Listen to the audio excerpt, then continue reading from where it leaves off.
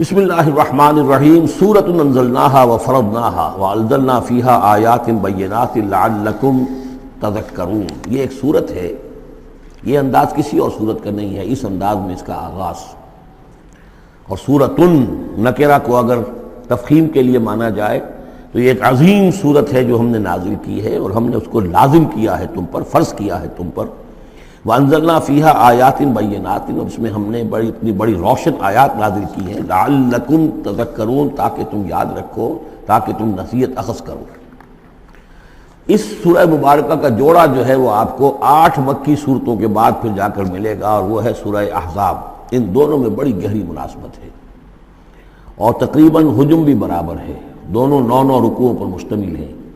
اگرچہ اس کی آیات جو ہیں یہ چونکہ بعد میں نازل ہوئی ہے تو 9 رکوع 64 آیات میں ہے، وہاں 9 رکوع 73 آیات میں ہے، وہ پہلے نازل ہوئی، وہ سن 5 میں نازل ہوئی، یہ سن 6 میں نازل ہوئی۔ لیکن دونوں میں آیت نمبر 35 سورہ احزاب کی بھی سورہ نور کی بھی نہایت اہم ہے، ایمان کی حقیقت اور اسلام کی کیفیات کے بارے میں۔ الزانیۃ والزانی فاجلدوا من کل واحد منہما 100 جلدہ، زنا کرنے والی عورت ہو، خواہ زنا کرنے والا مرد ہو، ہر ایک کو ان میں سے 100 کوڑے مارے جائیں۔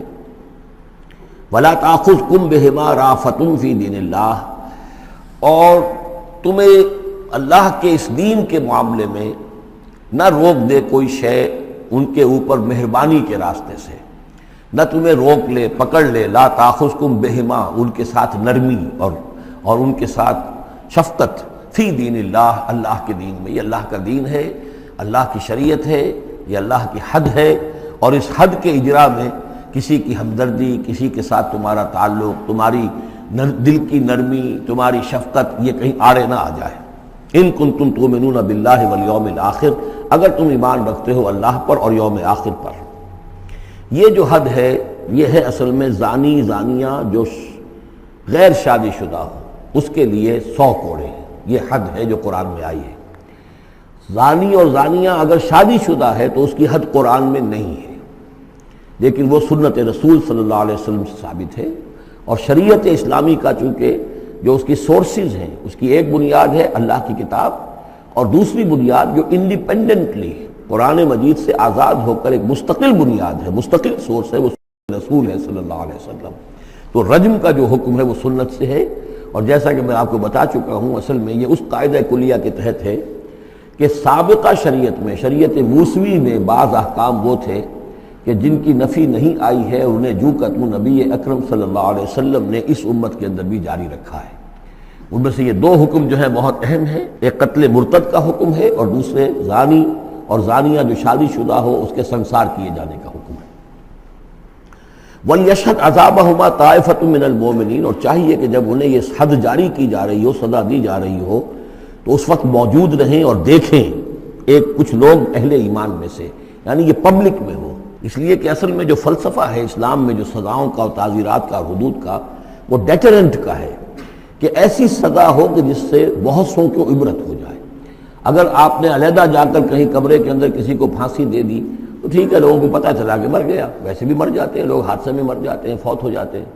لیکن یہ ہے کہ اگر سر عام دار پر لٹکایا گیا ہو تو اب کتنے لوگوں کو، دیکھنے والوں کو عبرت ہوگی اور ہوش ٹھکانے آ جائیں گے۔ تو یہ فلسفہ ہے اسلام کا کہ تاکہ ایک آدمی کو سزا دی جا رہی ہو تو ہزاروں کو اس سے عبرت آئے۔ الزانی لا ينکح الا زانیۃ او مشرکۃ، کسی زانی شخص کے لیے روا نہیں ہے کہ وہ شادی کرے مگر کسی زانیہ عورت سے یا مشرکہ سے۔ یہ کسی قانون کے درجے میں بات نہیں ہے، بلکہ یہ ایک اخلاقی طور پر گویا کہ تعلیم دی جا رہی ہے کہ زانی لوگ تو اسی کے، یعنی ان کا حال تو ایسا ہے کہ انہیں تو مستحق اگر ہے تو شادی کے کسی زانیہ سے یا مشرکہ سے۔ والزانیۃ لا ینکحھا، اور زانی عورت ہو تو وہ بھی اس لائق نہیں ہے کہ اس سے کوئی نکاح کرے مگر صرف بدکار مرد یا مشرک۔ وحرم ذلک علی المؤمنین، اور یہ دونوں جو ہیں زانی مرد اور زانی عورتیں یہ تو حرام کر دی گئی ہیں مومنین کے حق میں، اللہ یہ کہ کوئی توبہ کرے، جو بھی ہے معاملہ وہ علیحدہ ہے اس سے۔ والذین یرمون المحصنات ثم لم یاتوا باربعۃ شہداء، اور جو لوگ جو خاندانی عورتیں ہوں، حفاظت میں ہوں کسی خاندان کے اور نکاح کے ان قید میں ہوں، چاہے نکاح کے قید میں ہوں تو ڈبل احسان ہو گیا کہ خاندانی بھی ہے اور دوسرے یہ کہ نکاح کی قید میں بھی ہے، نکاح کی حفاظت بھی انہیں حاصل ہے۔ نہیں تو یہ کہ اگر غیر شادی شدہ ہیں لیکن کسی شریف خاندان سے ہیں، آزاد خاندان سے ہیں، اگر ان کی عورتوں میں کوئی شخص جو ہے ان پر عیب لگائے، زنا کا الزام لگائے اور پھر وہ نہ لا سکے، ثم لم یاتوا باربعۃ شہداء، 4 شہید نہ لا سکے، فجلدوہم، تو پھر اب ان کو کوڑے مارو، 80 جلدہ، 80 کوڑے، 80 دبرے، ولا تقبلوا لهم شہادۃ ابدا، اور ان کی شہادت اب کبھی آئندہ قبول نہ کرو، واولئک هم الفاسقون، اور یقیناً یہی لوگ فاسق اور نافرمان ہیں۔ یعنی زنا کا الزام اگر لگایا جا رہا ہو تو پھر جو الزام لگانے والا ہے اسے 4 گواہ چشمدید پیش کرنے ہوں گے۔ اگر وہ 4 چشمدید گواہ پیش نہیں کر سکتا تو گویا کہ اب یہ قذف کہلائے گا کہ اس نے ایک الزام لگایا ہے جس کو ثابت نہیں کر سکا، لہذا اس جرم کی سزا 80 کوڑے، کتنے قریب چلا گیا ہے۔ اور اس میں حکمت یہ معلوم ہوتی ہے کہ اگر فرض کیجئے کسی معاشرے میں، مسلمان معاشرے میں کسی لوگوں سے غلطی ہو گئی ہے، اس غلطی کا چرچا نہیں ہونا چاہیے الا یہ کہ اس کے لیے ثبوت موجود ہو کہ اسے کیفر کردار تک پہنچایا جا سکے۔ اگر تو ثبوت اتنا ہے کہ سزا دی جا سکے تو ضرور، لیکن اگر نہ ہو تو خاموش رہو، ورنہ یہ کہ خامخواہ برائی کا چرچا ہو جائے گا جبکہ اس کا سد باب ممکن نہیں ہے، اس کی سزا دینی ممکن نہیں ہے، تو اس میں سکوت جو ہے وہ بہتر ہے۔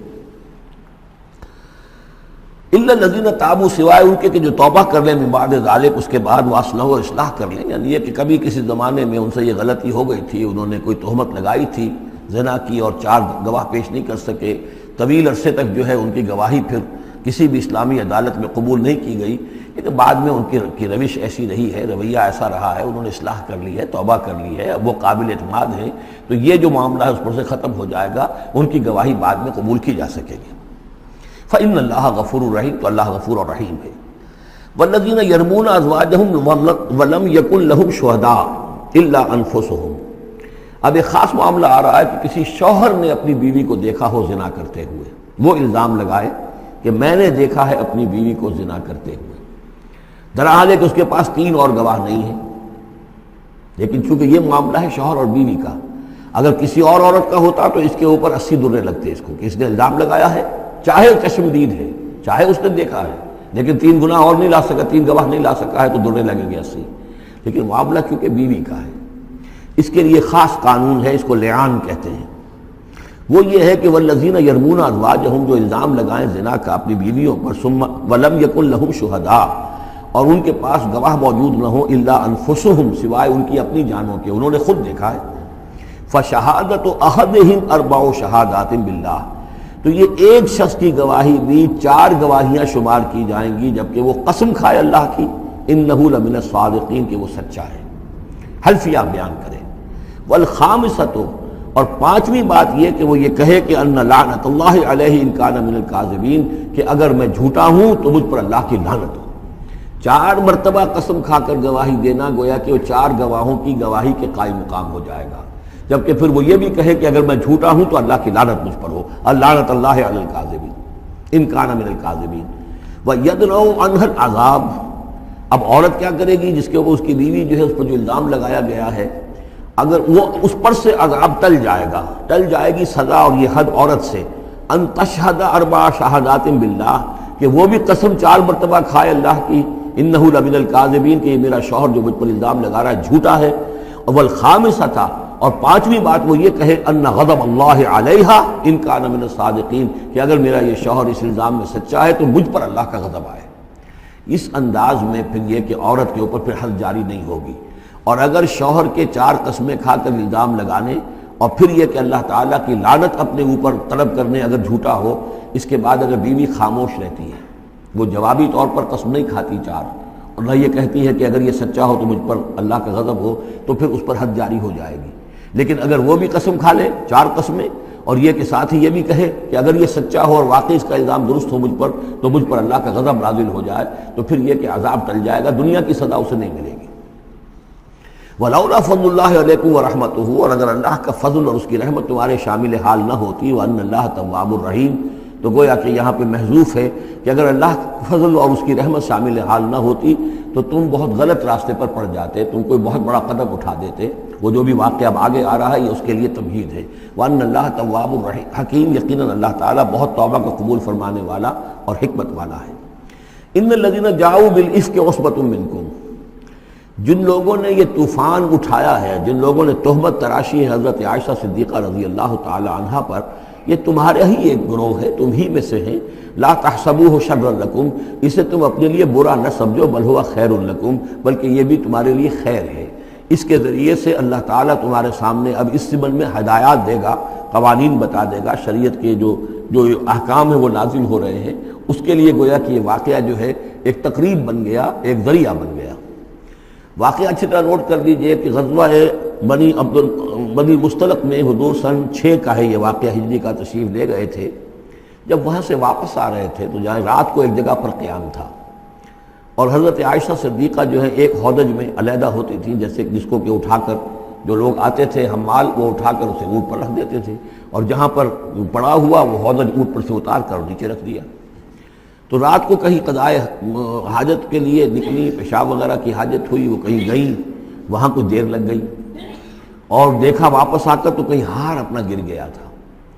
اس ہار کو دیکھنے کے لیے واپس گئیں۔ اتنی دیر میں وہ حمال آئے، اور حضرت عائشہ بہت دبلی پتلی تھیں، انہیں اندازہ نہیں ہوا کہ اس ہودج میں اس وقت ام المومنین موجود نہیں ہے۔ انہوں نے اٹھایا اور وہ کوچ کا وقت ہو گیا تھا، اونٹ کے اوپر رکھا اور قافلہ چل دیا۔ اب جب یہ آئیں واپس تو اب دیکھا کہ وہ تو قافلہ جا چکا،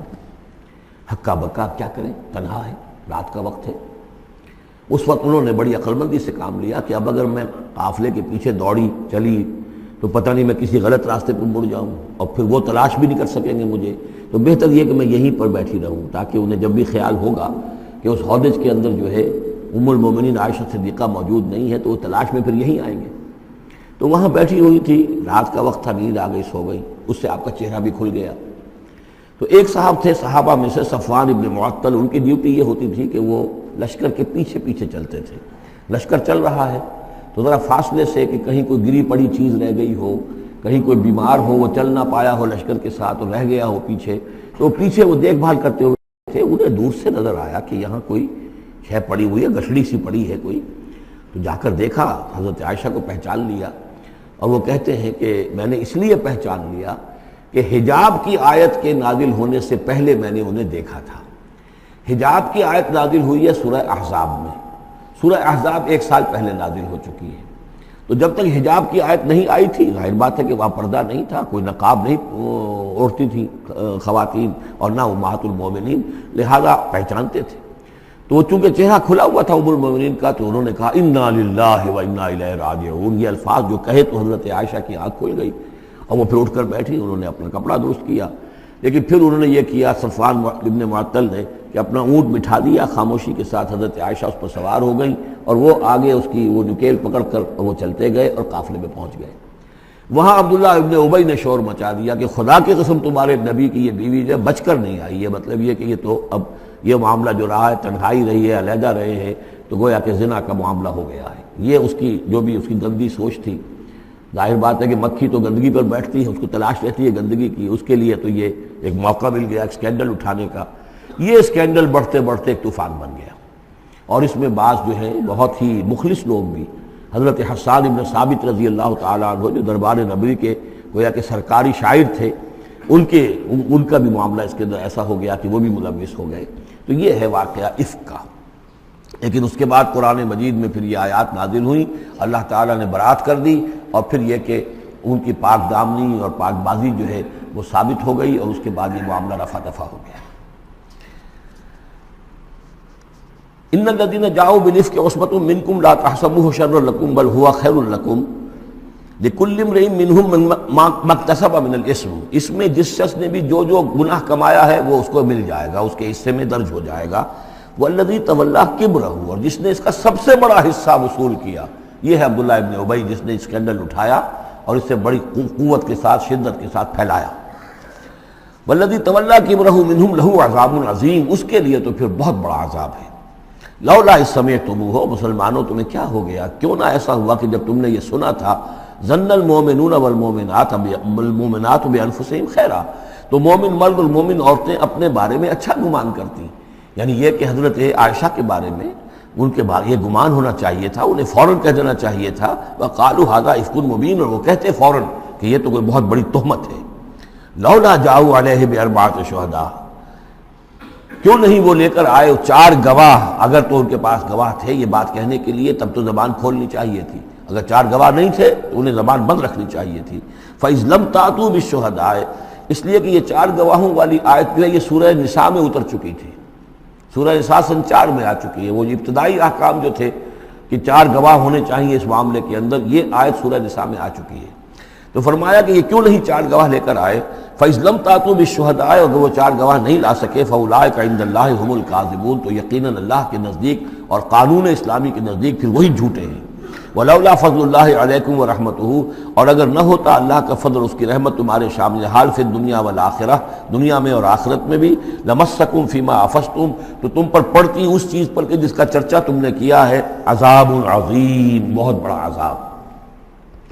اس تلقونہ بألسنتکم، یہ اصل میں انسانوں کی ایک عام کمزوری ہوتی ہے، اس طرح کی بات جو ہے بس ادھر سے سنی ادھر بیان کر دی، ادھر سے آگے بیان ہو گئی، جنگل کی آگ کی طرح اس قسم کی خبریں جو ہیں وہ پھیل جاتی ہیں۔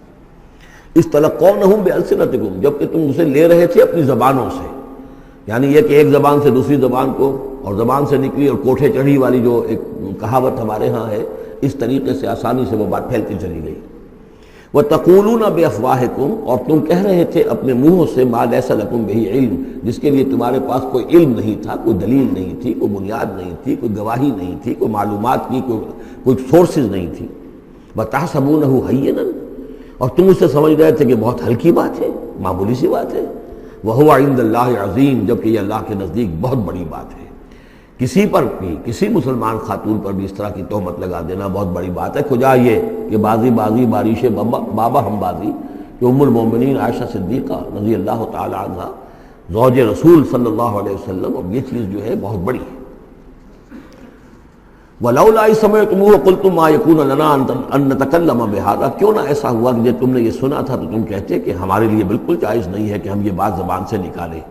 سبحانک، اللہ تو پاک ہے، ھذا بہتان عظیم، یقیناً یہ بہت بڑا بہتان ہے۔ یعظکم اللہ ان تعودوا لمثلہ، اللہ تعالیٰ تمہیں نصیحت کر رہا ہے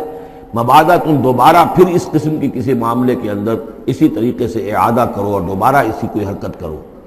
ابداً کبھی بھی، ان کنتم مؤمنین، اگر تم مومن ہو۔ وَيُبَيِّنُ اللَّهُ لَكُمُ الْآيَاتِ، اور اللہ تعالیٰ تمہارے لیے اپنی آیات کو واضح کر رہا ہے۔ وَاللَّهُ عَلِيمٌ حَكِيمٌ، اللہ علیم اور حکیم ہے۔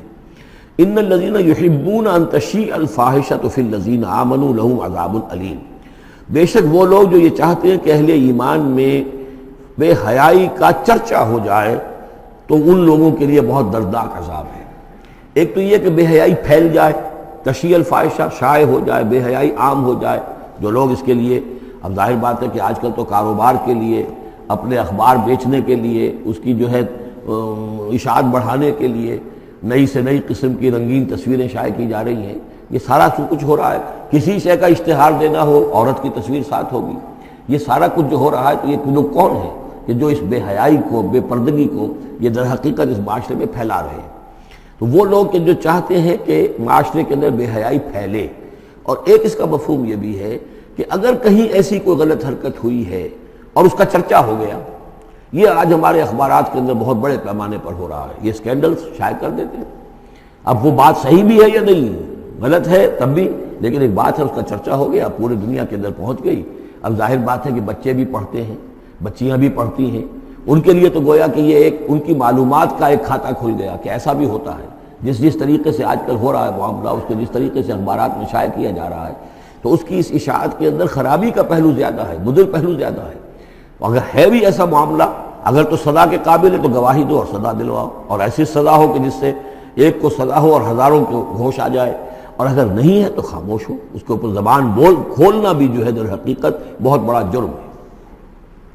ان الذين يحبون ان تشيع الفاحشة في الذين آمنوا لهم عذاب أليم في الدنيا والآخرة، دنیا میں بھی اور آخرت میں بھی۔ واللہ یعلم وانتم لا تعلمون، اللہ جانتا ہے اور تم نہیں جانتے۔ ولولا فضل اللہ علیکم ورحمتہ، اور اگر اللہ کا فضل نہ ہوتا تم پر اور اس کی رحمت نہ ہوتی تو یہ تو طوفان ایسا اٹھا تھا کہ اس کے بڑے دور تک نتائج نکل سکتے تھے، یہ محذوف ہے۔ وان اللہ رؤوف الرحیم، تو اللہ بہت رؤوف ہے اور رحیم ہے۔ یا ایھا الذین آمنوا لا تتبعوا خطوات الشیطان، اہل ایمان شیطان کے نقش قدم کی پیروی نہ کرو۔ ومن یتبع خطوات الشیطان، جو کوئی بھی شیطان کے نقوش پا کی پیروی کرے گا فَإِنَّهُ يَأْمُرُ بِالْفَحْشَاءِ وَالْمُنکَرِ، تو شیطان تو اسے حکم دے گا، وہ تو حکم دیتا ہے بے حیائی کا اور منکر کا، بری بات کا۔ وَلَوْلَا فَضْلُ اللَّهِ عَلَيْكُمْ وَرَحْمَتُهُ، اور اگر نہ ہوتا اللہ کا فضل اور اس کی رحمت تمہاری شامل حال،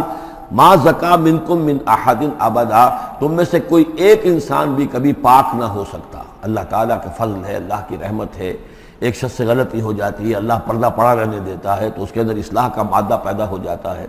ایک دفعہ آدمی ننگا ہو جائے تو پھر ڈھیٹ ہو جاتا ہے۔ اس سے یہ کہ اللہ تعالیٰ جو ہے ان چیزوں کے اندر اس کی بڑی حکمت ہے کہ اگر کوئی غلطی ہو گئی ہے فوراً نہیں پکڑتا، وہ اس کو مہلت دیتا ہے، اصلاح کرے۔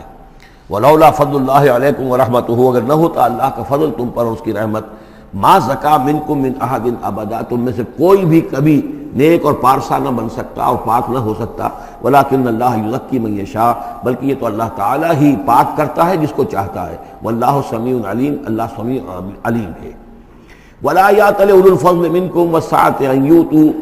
ان یؤتوا اولی القربى والمساکین والمہاجرین فی سبیل اللہ۔ اس آیت کی بھی شان نزول ہے کہ حضرت ابو بکر صدیق رضی اللہ تعالیٰ عنہ کے ایک یا تو بھانجے تھے یا خالہ زاد بھائی تھے، حضرت مصطح۔ یہ حضرت مصطح جو ہے غریب آدمی تھے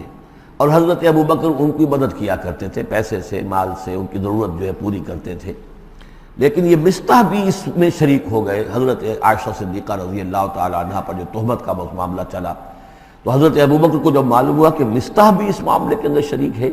تو پھر غصے میں آ کے ان کا قسم کھا لی کہ میں اب اس کے ساتھ کبھی کوئی بھلائی نہیں کروں گا، اس نے اتنی بڑی غلطی کی ہے اور اس معاملے کے اندر میری بیٹی کا معاملہ ہے اور اس میں اس کو یہ خیال نہیں آیا کہ میں اس کے ساتھ کتنا کچھ احسان کرتا ہوں، اور اس کے اندر جو ہے وہ خود بھی شریک ہو گیا۔ اس پر اللہ تعالیٰ کی طرف سے گرفت آ رہی ہے کہ نہیں ابو بکر یہ ٹھیک نہیں ہے، جو بھی اس سے غلطی ہوئی، لیکن تم جو نیک کام کر رہے تھے اس کا کیوں قسم کھاتے ہو کہ اس کے اندر تم مدد نہیں کرو گے۔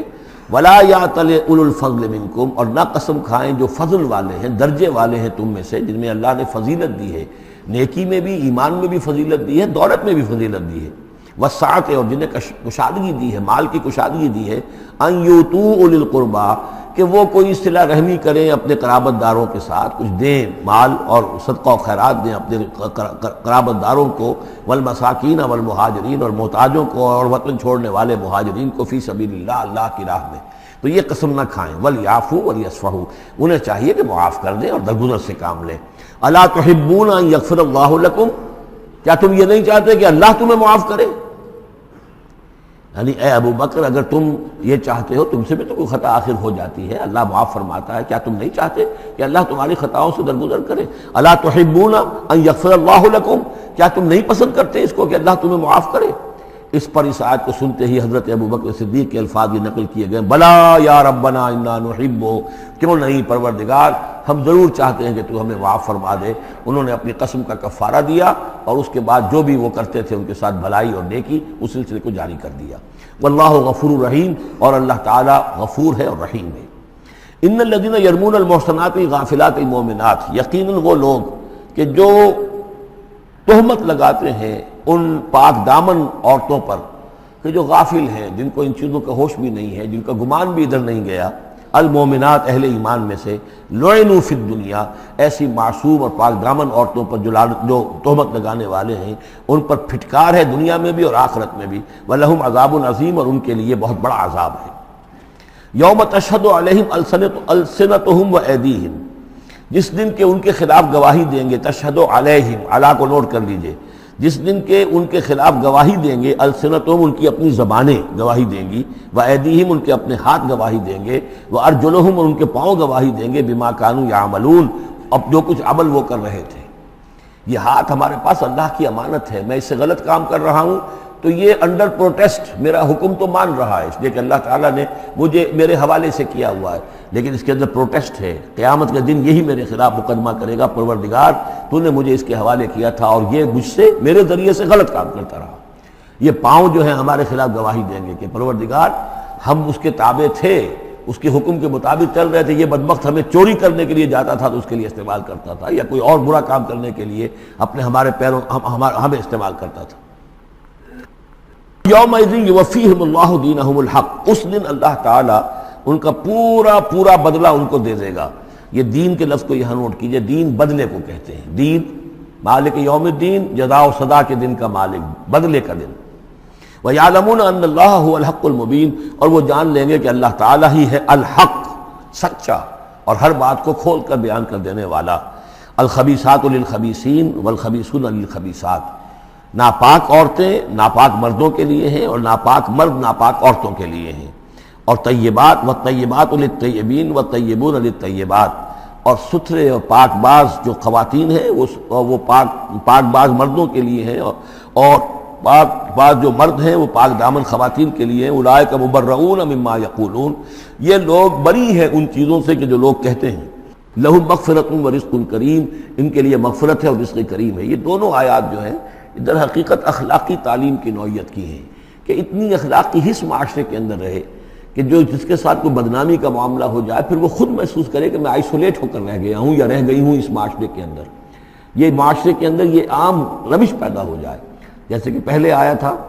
وہ اس کے اندر بھی یہی بات تھی کہ زانی نکاح نہ کرے مگر کسی زانیہ سے یا کسی مشرکہ سے، وہ اس لائق نہیں ہے کہ اس کے نکاح میں کوئی مسلمان خاتون آئے پاک دامن اور عفت والی۔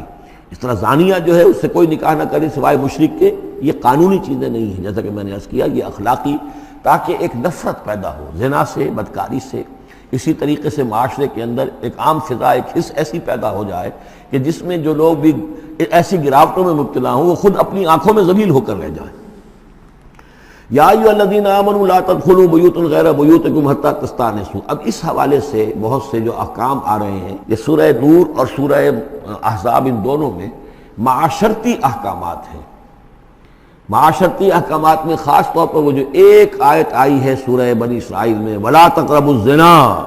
إِنَّهُ كَانَ فَاحِشَةً وَسَاءَ سَبِيلًا، اس زنا کا سد باب کرنے کے لیے اسلام کے معاشرتی نظام میں بہت دور دور تک اقدامات کیے گئے ہیں۔ قریب مت جاؤ زنا کے، یعنی زنا کو ایریڈیکیٹ کرنا معاشرے میں یہ ایک بہت بڑا آبجیکٹیو ہے، اور اس کے لیے دور دور تک اقدامات، مثلا پردہ ہے، ستر ہے، لباس کے احکام دیے گئے ہیں۔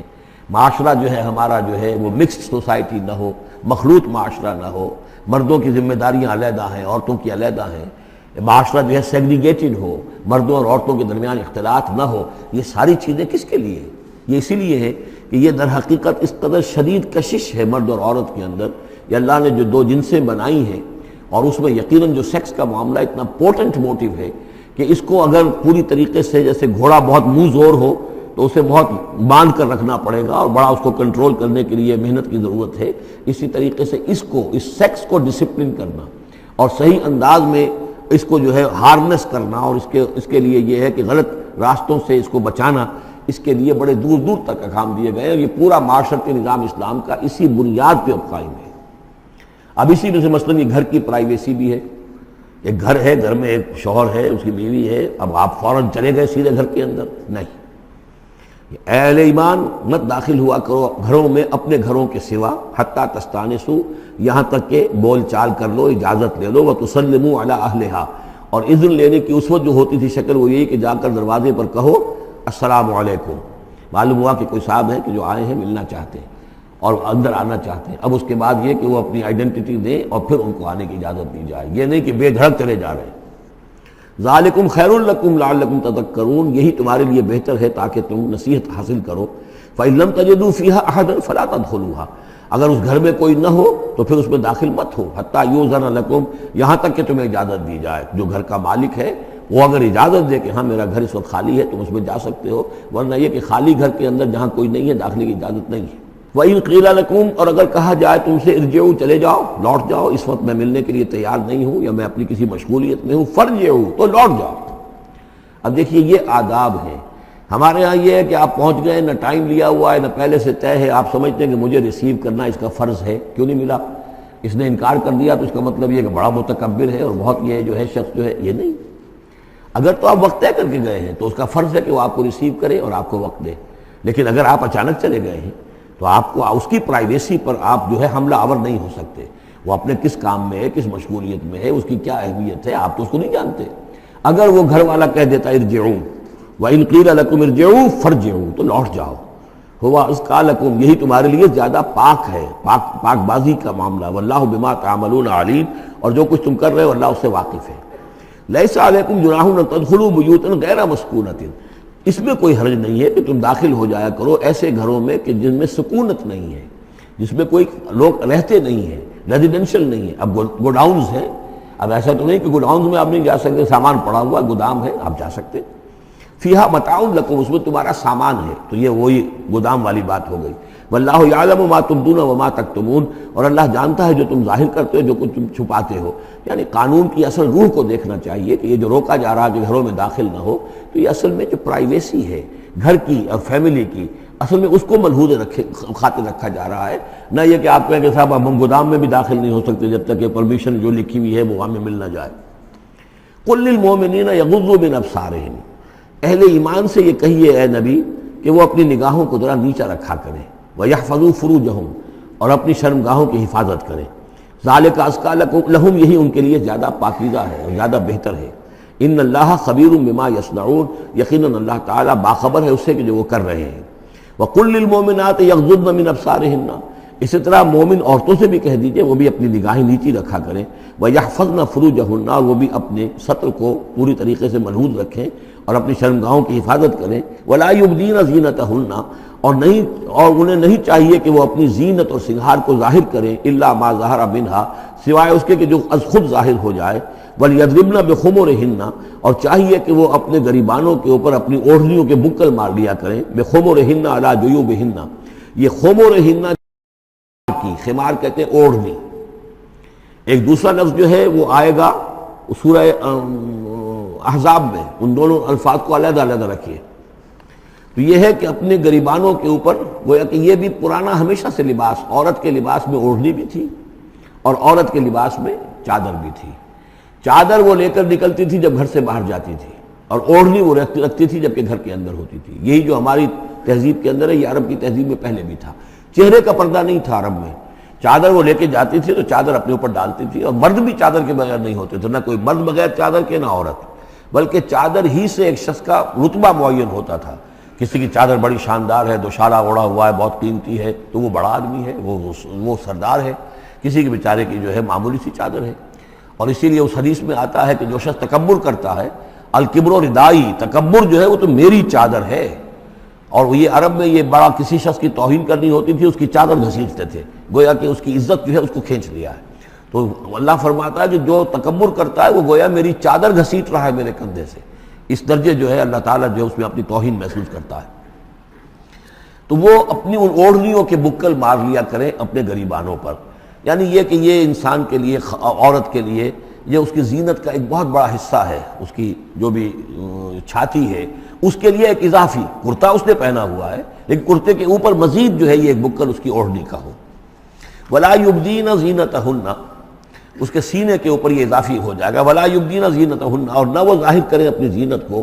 اب یہ ہے جو محرموں کی فہرست آ رہی ہے، جس کے سامنے عورت کھلے چہرے کے ساتھ آ سکتی ہے بلا حجاب، اور یہ اتنی طویل فہرست جو دی گئی ہے، آخر سوچنا چاہیے کہ اللہ تعالیٰ نے یوں ہی ایکسرسائز ان فیوٹیلٹی تو نہیں کی ہے۔ کیا فرق ہے اگر ایک عورت کے چہرے کا پردہ نہیں ہے، وہ باہر نکلتی ہے چادر لے کر، اور یہ کہ اس میں کسی اور کے ساتھ اس کا پردہ چہرے کا نہیں ہے، تو پھر یہ پوری فہرست دینے کی ضرورت کیا ہے؟ میرے نزدیک چہرے کا پردہ اسلام کے اندر لازم ہے، اور اس چہرے کے پردے سے مستثنیٰ ہیں یہ لوگ۔ کون لوگ مستثنیٰ ہیں؟ الا لبعولتہن، ان کے شوہر نمبر ایک، او آبائہن، یا ان کے باپ، اور باپ سے مراد باپ، دادا، چچا، یہ سب چلیں گے۔ او آبائے بعولتہن، یا ان کے شوہروں کے باپ، او ابنائہن، یا ان کے اپنے بیٹے، او ابنائے بعولتہن، یا ان کے شوہروں کے بیٹے، یعنی ان کے شوہروں کی کسی اور بیوی سے اولاد ہے، بیٹے ہیں، تو وہ بھی محرم ہیں، وہ نامحرم نہیں ہے۔ او اخوانہن، یا ان کے اپنے بھائی، او بنی اخوانہن، یا ان کے بھائیوں کے بیٹے، او بنی اخواتہن، یا یہ ہو گئے، او بنی اخواتہن، یا ان کے بھانجے، او نسائہن، یا ان کی عورتیں، اپنی عورتیں، جان پہچان کی عورتیں، عام عورتیں نہیں، نسائہن، او ما ملکت ایمانہن، یا یہ کہ جو ان کے غلام اور ان کی لونڈیاں ہیں۔ اکثر و بیشتر اہل سنت کے نزدیک یہاں مرد غلام مراد نہیں ہے بلکہ لونڈیاں مراد ہیں۔ اب تابعین غیر اولی الاربۃ، یا ایسے تابع لوگ جو کہ صرف خدمت گار ہیں، بعض اوقات ہوتا ہے خاندانی طور پر جو ہے وہ خدمت گار کرنے والے ہیں، باپ بھی کہیں ملازم تھا اسی گھر میں، اب اس کی اولاد بھی وہیں پر ہے، وہ بھی کام کر رہی ہے، بچپن سے وہیں پلے ہیں۔ ایسے لوگ ہوتے ہیں کہ جن کو واقعتاً پھر اس گھر کی خواتین سے اس طرح کا خیال کبھی نہیں آ سکتا کہ ان کے بارے میں وہ کوئی بری بات سوچیں۔ اب التابعین غیر اولی الاربات، یا وہ تابع کہ جو کہ کوئی غرض نہیں رکھتے اس قسم کے معاملات سے، من الرجال مردوں میں سے، اب الطفل الذین لم یظہروا علی عورات النساء، یا وہ لڑکے کہ جو ابھی عورتوں کے جو مخفی معاملات ہیں ان سے واقف ہی نہیں، ابھی وہ جنسی جو بھی باتیں ہیں ان سے واقف نہیں ہیں۔ ولا یضربن، یہ فہرست مکمل ہو گئی۔ یہ ہیں محرم لوگ جن کے سامنے عورت بغیر چہرے کے پردے کے آ سکتی ہے۔ باقی یہ کہ زینت جو خود بخود ظاہر ہو جائے، اب ظاہر ہے کہ آپ نے چادر بھی لی ہوئی ہے کسی خاتون نے، برقع بھی اوڑھا ہوا ہے، لیکن اب کسی کا قد ہے، ماشاءاللہ وہ قد ایسا ہے، سر قد ہے کوئی خاتون، تو وہ کہاں چھپائے گی اس قد کو؟ وہ تو ظاہر ہو جائے گا۔ جسم متناسب ہے، اب وہ جسم تو ظاہر ہو جائے گا۔ اس اعتبار سے ما ظہر منہا کو لوگوں نے لے لیا چہرے کے لیے، یہ بالکل غلط ہے۔ چہرے کا تو پردہ میرے نزدیک لازم ہے، اور یہ کہ باقی یہ کہ ان کے سامنے چہرے کے سمیت عورت آ سکتی ہے۔ باقی عورت جو ہے اپنے بیٹے کے سامنے بھی سوائے 3 اعضاء کے اور نہیں کھول سکتی، اپنے بھائی کے سامنے بھی نہیں کھول سکتی۔ چہرہ، یہ ہاتھ پونچھوں سے نیچے، اور پیر ٹخنوں سے نیچے، یہ جو 3 اعضاء ہیں یہ وہ ہیں کہ جس کو عورت نے یہ کھلے رکھ سکتی ہے، اپنے وہ بیٹے کے سامنے بھی، بھائی کے سامنے بھی، اور جو بھی رشتے گنائے گئے ہیں۔ لیکن یہ کہ اس سے آگے پھر جو ہے معاملہ وہ پھر شوہر کا ہے، اس سے آگے یعنی لباس کا معاملہ جو ہے جس سے کہ عورت جو ہے وہ آزاد ہوگی، وہ صرف شوہر کے لیے۔ وَلَا يَضْرِبْنَ بِأَرْجُلِهِنَّ لِيُعْلَمَ مَا يُخْفِينَ مِنْ زِينَتِهِنَّ، اور نہ یہ ایسا ہو کہ وہ اپنے پاؤں مار کر چلیں، کوئی زیور جو ہے پاؤں میں پہنا ہوا اس کی جھنکار ہو تاکہ لوگوں جو ہے ادھر متوجہ ہو جائیں۔ لِيُعْلَمَ مَا يُخْفِينَ مِنْ زِينَتِهِنَّ، تاکہ لوگوں کے علم میں آ جائے کہ کیا انہوں نے چیز چھپائی ہوئی ہے اپنی زینت میں سے، کیا زیورات پہنے ہوئے ہیں۔ وَتُوبُوا إِلَى اللَّهِ جَمِيعًا أَيُّهَا الْمُؤْمِنُونَ، اور اے اہل ایمان سب کے سب مل کر اللہ کی جناب میں توبہ کرو، لَعَلَّكُمْ تُفْلِحُونَ، تاکہ تم فلاح پاؤ۔ وَأَنكِحُوا الْأَيَامَ مِنكُمْ، اور دیکھو اپنی بیواؤں کی شادیاں کر دیا کرو۔ وَالصَّالِحِينَ مِنْ عِبَادِكُمْ، یہ بھی اب ایک بہت اہم ہے بات۔ ہندوانہ ہمارا معاشرہ جو ہے وہ بیوہ کی شادی جو ہے وہ تو جائز بھی نہیں سمجھتا، یا بہت ہی یوں سمجھیے کہ اس کے نزدیک بہت ہی ناپسندیدہ بات ہے، اور ہمارے ہاں بھی یہ ہو گیا ہے۔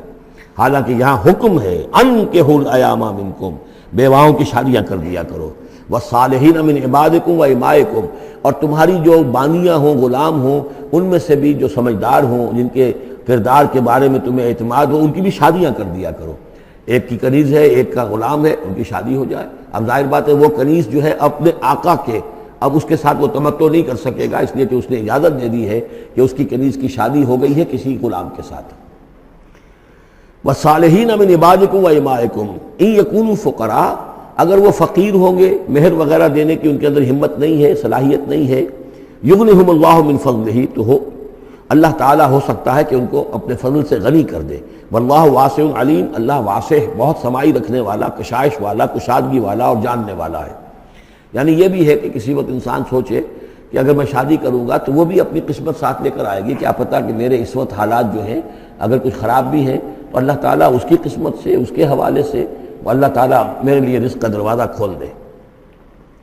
وَلْيَسْتَعْفِفِ الَّذِينَ لَا يَجِدُونَ نِكَاحًا، اور جو لوگ نکاح کی قدرت بالکل نہ رکھتے ہوں، شادی کر ہی نہ سکتے ہوں، کچھ بھی نہ ہو ان کے پاس، نہ کوئی گھر ہو جس میں کہ اپنی بیوی کو رکھ سکیں، نہ کوئی نان نفقے کا سامان ہو، نہ کوئی مہر دے سکیں،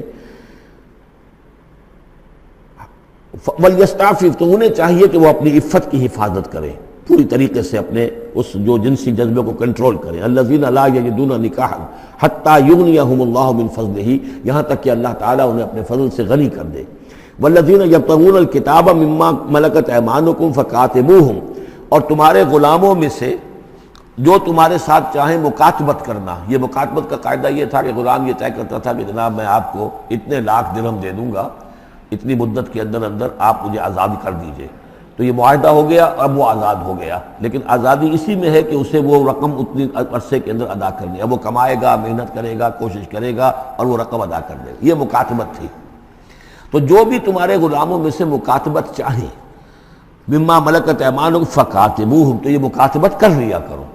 قرآن مجید نے وہ تمام راستے کھولے ہیں کہ جن سے غلاموں کی آزادی کا جو ہے آسانی کے ساتھ تدریجاً سہج انداز کے اندر ان کی غلامی کا جو ہے سلسلہ ختم ہو کر آزادی کی طرف راستہ کھل جائے۔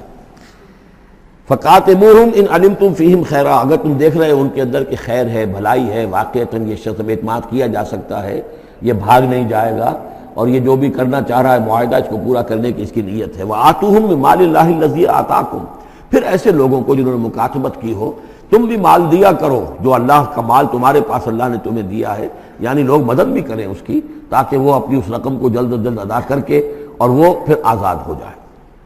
وَلَا تُكْرِهُوا فَتَيَاتِكُمْ عَلَى الْبِغَاءِ، اور دیکھو اپنی باندیوں کو، چھوکریوں کو، یہ جو وہاں پہ باندیاں کنیزیں ہوتی تھی انہیں بدکاری پر مجبور نہ کرو۔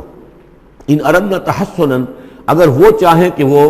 پاک دامن رہیں، وہ کسی قلعے میں رہیں، اور ان سے چونکہ یہ بھی رواج وہاں تھا، ان باندیوں سے پھر وہ پیشہ کراتے تھے۔ اب یہ اصل میں اصلاح ہو رہی ہے اس معاشرے کی، اور اس کے اندر ان چیزوں کو رفتہ رفتہ روکا جا رہا ہے۔ جیسے سورہ نساء میں آیا تھا، ایسا بھی ہوتا تھا کہ باپ کی بیویاں جو ہیں، اپنی جو سوتیلی مائیں ہیں، انہیں اپنے گھر میں ڈال دیا، لیکن یہ ساری چیزیں رفتہ رفتہ ایک ایک کر کی بندش ہوئی ہے، تو وہ اپنی اولانیوں سے پیشہ کراتے تھے اور کمائی خود کھاتے تھے۔ تو فرمایا یہ بہت غلط ہے،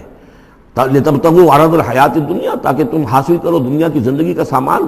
وَمَنْ يُكْرِهُنَّ فَإِنَّ اللَّهَ مِنْ بَعْدِ إِكْرَاهِهِنَّ غَفُورٌ رَحِيمٌ، اور اگر کوئی ان کو مجبور کرے گا اس کام کے لیے تو اللہ تعالیٰ ان کی اس مجبوری کی بنا پر ان کے حق میں غفور اور رحیم ہوگا۔ تم پر وبال آئے گا، جو کام یہ غلط کروائے گا وبال اس پر آئے گا۔ اگر وہ خود جو ہے مجبوراً کر رہی ہے اور وہ اس کے لیے ذہناً تیار نہیں ہے تو بہرحال اللہ اس کے حق میں غفور اور رحیم ہوگا۔ وَلَقَدْ أَنزَلْنَا إِلَيْكُمْ آيَاتٍ مُبَيِّنَاتٍ، اور دیکھو ہم نے نازل کر دی ہیں تمہاری جانب یہ روشن آیات، وَمَثَلًا مِّنَ الَّذِينَ خَلَوْا مِن قَبْلِكُمْ، اور وہ ساری باتیں بھی ہم نے بتا دی ہیں کہ جو ان لوگوں میں تھیں جو تم سے پہلے تھے۔ یہ ساری گندگیاں، معاشرتی خرابیاں جو ہیں یہ پہلوں کے اندر بھی تھیں، ہم نے ان سب کی نشاندہی کر دی ہے۔ وَمَوْعِظَةً لِّلْمُتَّقِينَ، اور اہل تقویٰ کے لیے ہم نے نصیحت یہ نازل فرما دی ہے۔ قَدْ جَاءَتْكُم مَّوْعِظَةٌ مِّن رَّبِّكُمْ وَشِفَاءٌ لِّمَا فِي الصُّدُورِ۔ اب یہ 5واں رکوع آ رہا ہے، اور یہ ہمارے اس منتخب نصاب کا جو دوسرا حصہ ہے، ایمان کی بحث، اس کے ضمن میں یہ بہت اہم درس ہے۔ اور یہ آیت نمبر 35 جو آ رہی ہے، یہ قرآن مجید کی عظیم ترین آیات میں سے ہے۔ اس سورہ مبارکہ کی بھی آیت نمبر 35 اور سورہ احزاب میں بھی بالکل ٹھیک یہی نمبر، آیت نمبر 35 آپ کو ملے گی۔ یہ ایمان پر اور وہ اسلام کی کیفیات پر قرآن مجید کی عظیم ترین آیات ہے۔ اللہ نور السماوات والارض، اللہ آسمانوں اور زمین کا نور ہے۔ مثل نور ہی، اس پر ایمان کی مثال، اس کے نور ایمان کی مثال ایسی ہے کہ مشکاتن، جیسے ایک طاق ہے، فیہا مصباح، اس میں ایک چراغ روشن ہے۔ المصباح فی زجاجہ، وہ چراغ جو ہے چمنی کے اندر ہے، شیشہ ہے اس کے اوپر، جیسے لالٹینیں ہوتی تھی پچھلے زمانے میں،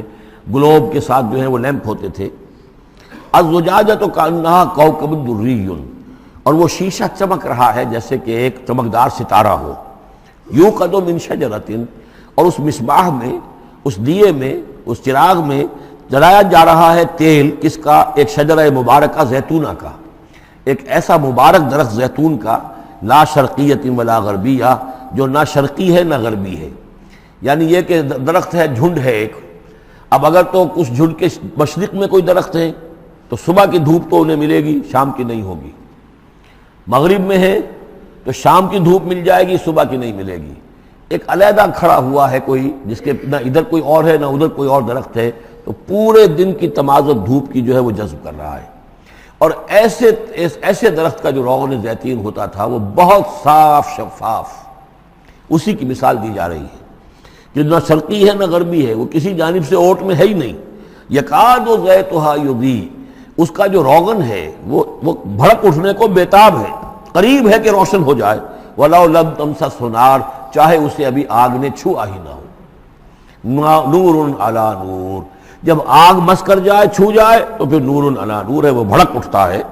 یہدی اللہ لنورہ من یشاء، اللہ تعالیٰ ہدایت فرماتا ہے اپنے نور کی جانب جس کو چاہتا ہے۔ وَيَضْرِبُ اللَّهُ الْأَمْثَالَ لِلنَّاسِ، اور اللہ تعالیٰ مثالیں بیان کرتا ہے لوگوں کے لیے۔ وَاللَّهُ بِكُلِّ شَيْءٍ عَلِيمٌ، اور اللہ ہر چیز کا کما حقہ علم رکھتا ہے۔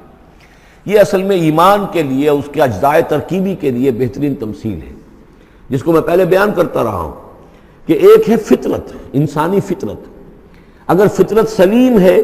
تو اس کے اندر یہ ایمانی حقائق موجود ہیں، معرفت خداوندی موجود ہے، البتہ اس پر کوئی پردے آ گئے ہیں، اس کے اوپر جو ہے کچھ غلاف پڑ گئے ہیں، اور جب آتی ہے وہی وہ اس کو ایکٹیویٹ کرتی ہے۔ آیات الہیہ جو ہیں، آیات قرآنیہ، وہ اندر کے اندر جو ڈورمنٹ اس کی کانشسنس ہے ایمان کی، اس کو ایکٹیویٹ کر کے شعور پر لے آتی ہے۔ اس کو یوں سمجھے کہ جیسے تیل ہے، اب تیل ایک ہے کڑوا تیل، جس سے کہ ہم دیے کبھی جلایا کرتے تھے، اب تو شاید ہی کہیں آپ نے دیکھا ہو دیا کس کو کہتے ہیں، لیکن اس میں وہ کڑوا تیل جو جلتا تھا، تو کڑوا تیل خود آگ نہیں پکڑ سکتا، اس میں بتی ڈالنی پڑتی تھی، کوئی کپڑے کی بتی ہے بٹکر، یا یہ کہ وہ روئی کی بتی بنائی ہے، اس بتی کا پھر آگ لگاتے تھے تو چل تو رہا ہے تیل، لیکن بواسطہ بتی، براہ راست وہ تیل جلنے کی پوزیشن میں نہیں ہے۔ لیکن ایک تیل ہے پیٹرول،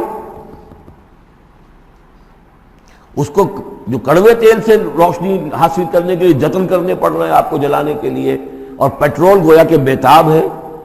وہ بھڑک اٹھنے کو بیتاب ہے، ذرا سی چنگاری قریب آئی اور بھڑک گیا۔ اسی طریقے سے انسانوں کی طباع کا فرق ہے۔ کچھ لوگوں کی جو فطرت ہے اتنی سلیم ہوتی ہے، اتنی نیکی ہوتی ہے اس کے اندر، کہ جیسے ہی وہی سامنے آئی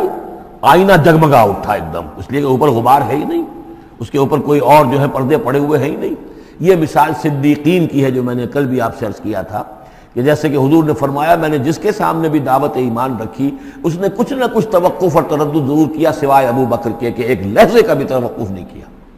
یہ اس لیے کہ ان کی فطرت اتنی سلیم تھی، گویا کہ وہ پیٹرول تھا ان کے اندر جو بھڑک اٹھنے کو بیتاب تھا، کہ ذرا قریب بھی اگر دیاسدائی آ گئی تو بھڑک اٹھے۔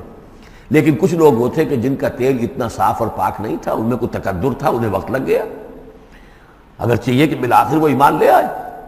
لیکن یہ کہ کچھ اس میں بتی ڈالنی پڑی، کوئی اس کے لیے محنت کرنی پڑی۔ السابقون الاولون من المہاجرین والانصار والذین اتبعوہم بإحسان، پھر وہ لوگ ہیں جو بعد میں درجہ بدرجہ پھر ان کے بعد آتے چلے گئے۔ تو اسی طریقے سے ایمان کی مثال ہے کہ یہ روغن فطرت یا نور فطرت، نور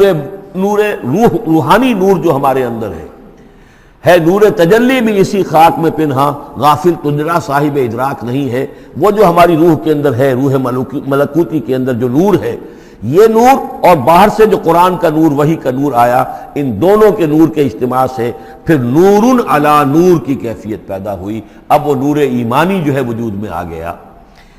اللہ نور السماوات والارض مثل نورہ کمشکاۃ فیہا مصباح المصباح فی زجاجہ۔ اور ذہن میں رکھیے یہ ہمارا جو پنجر ہے پسلیوں کا، اس کی واقعتاً طاق کی سی شکل ہے، یہ نیچے سے چوڑا ہو رہا ہے، اوپر سے تنگ ہو رہا ہے، طاق ایسے ہی ہوتے تھے۔ ڈائفرام جو ہے وہ اس طاق کا گویا کہ فلور ہے، جو ہمارے ایبڈومینل کیویٹی کو چیسٹ کیویٹی سے علیحدہ کرنے والا عضو ہے، اور دل رکھا ہوا ہے اس کے اوپر، یہ گویا کہ چراغ ہے۔ اس دل میں نور ایمان ہوتا ہے، اس دل کے اندر جو ہے وہ اللہ کا نور، اور یہ نور بنا ہے دو چیزوں سے، ایک وہ نور فطرت جو اس کے اندر موجود تھا اس کی روح کے اندر، اور ایک نور وحی۔ ان دونوں کے اجتماع سے نور علی نور، وہ نور جو ہے وہ نور ایمان کی شکل میں اس قلب کے اندر جو ہے وہ جاگزی ہوا اور قلب منور ہو گیا۔ المصباح فی زجاجہ، الزجاجۃ کأنہا کوکب دری یوقد من شجرۃ مبارکۃ زیتونۃ لا شرقیۃ ولا غربیہ یکاد زیتها یضیء ولو لم تمسسہ نار نور علی نور یہدی اللہ لنورہ من یشاء۔ یہ نور علی نور ہے، دو نوروں کے جمع ہونے سے یہ نور ایمان وجود میں آیا،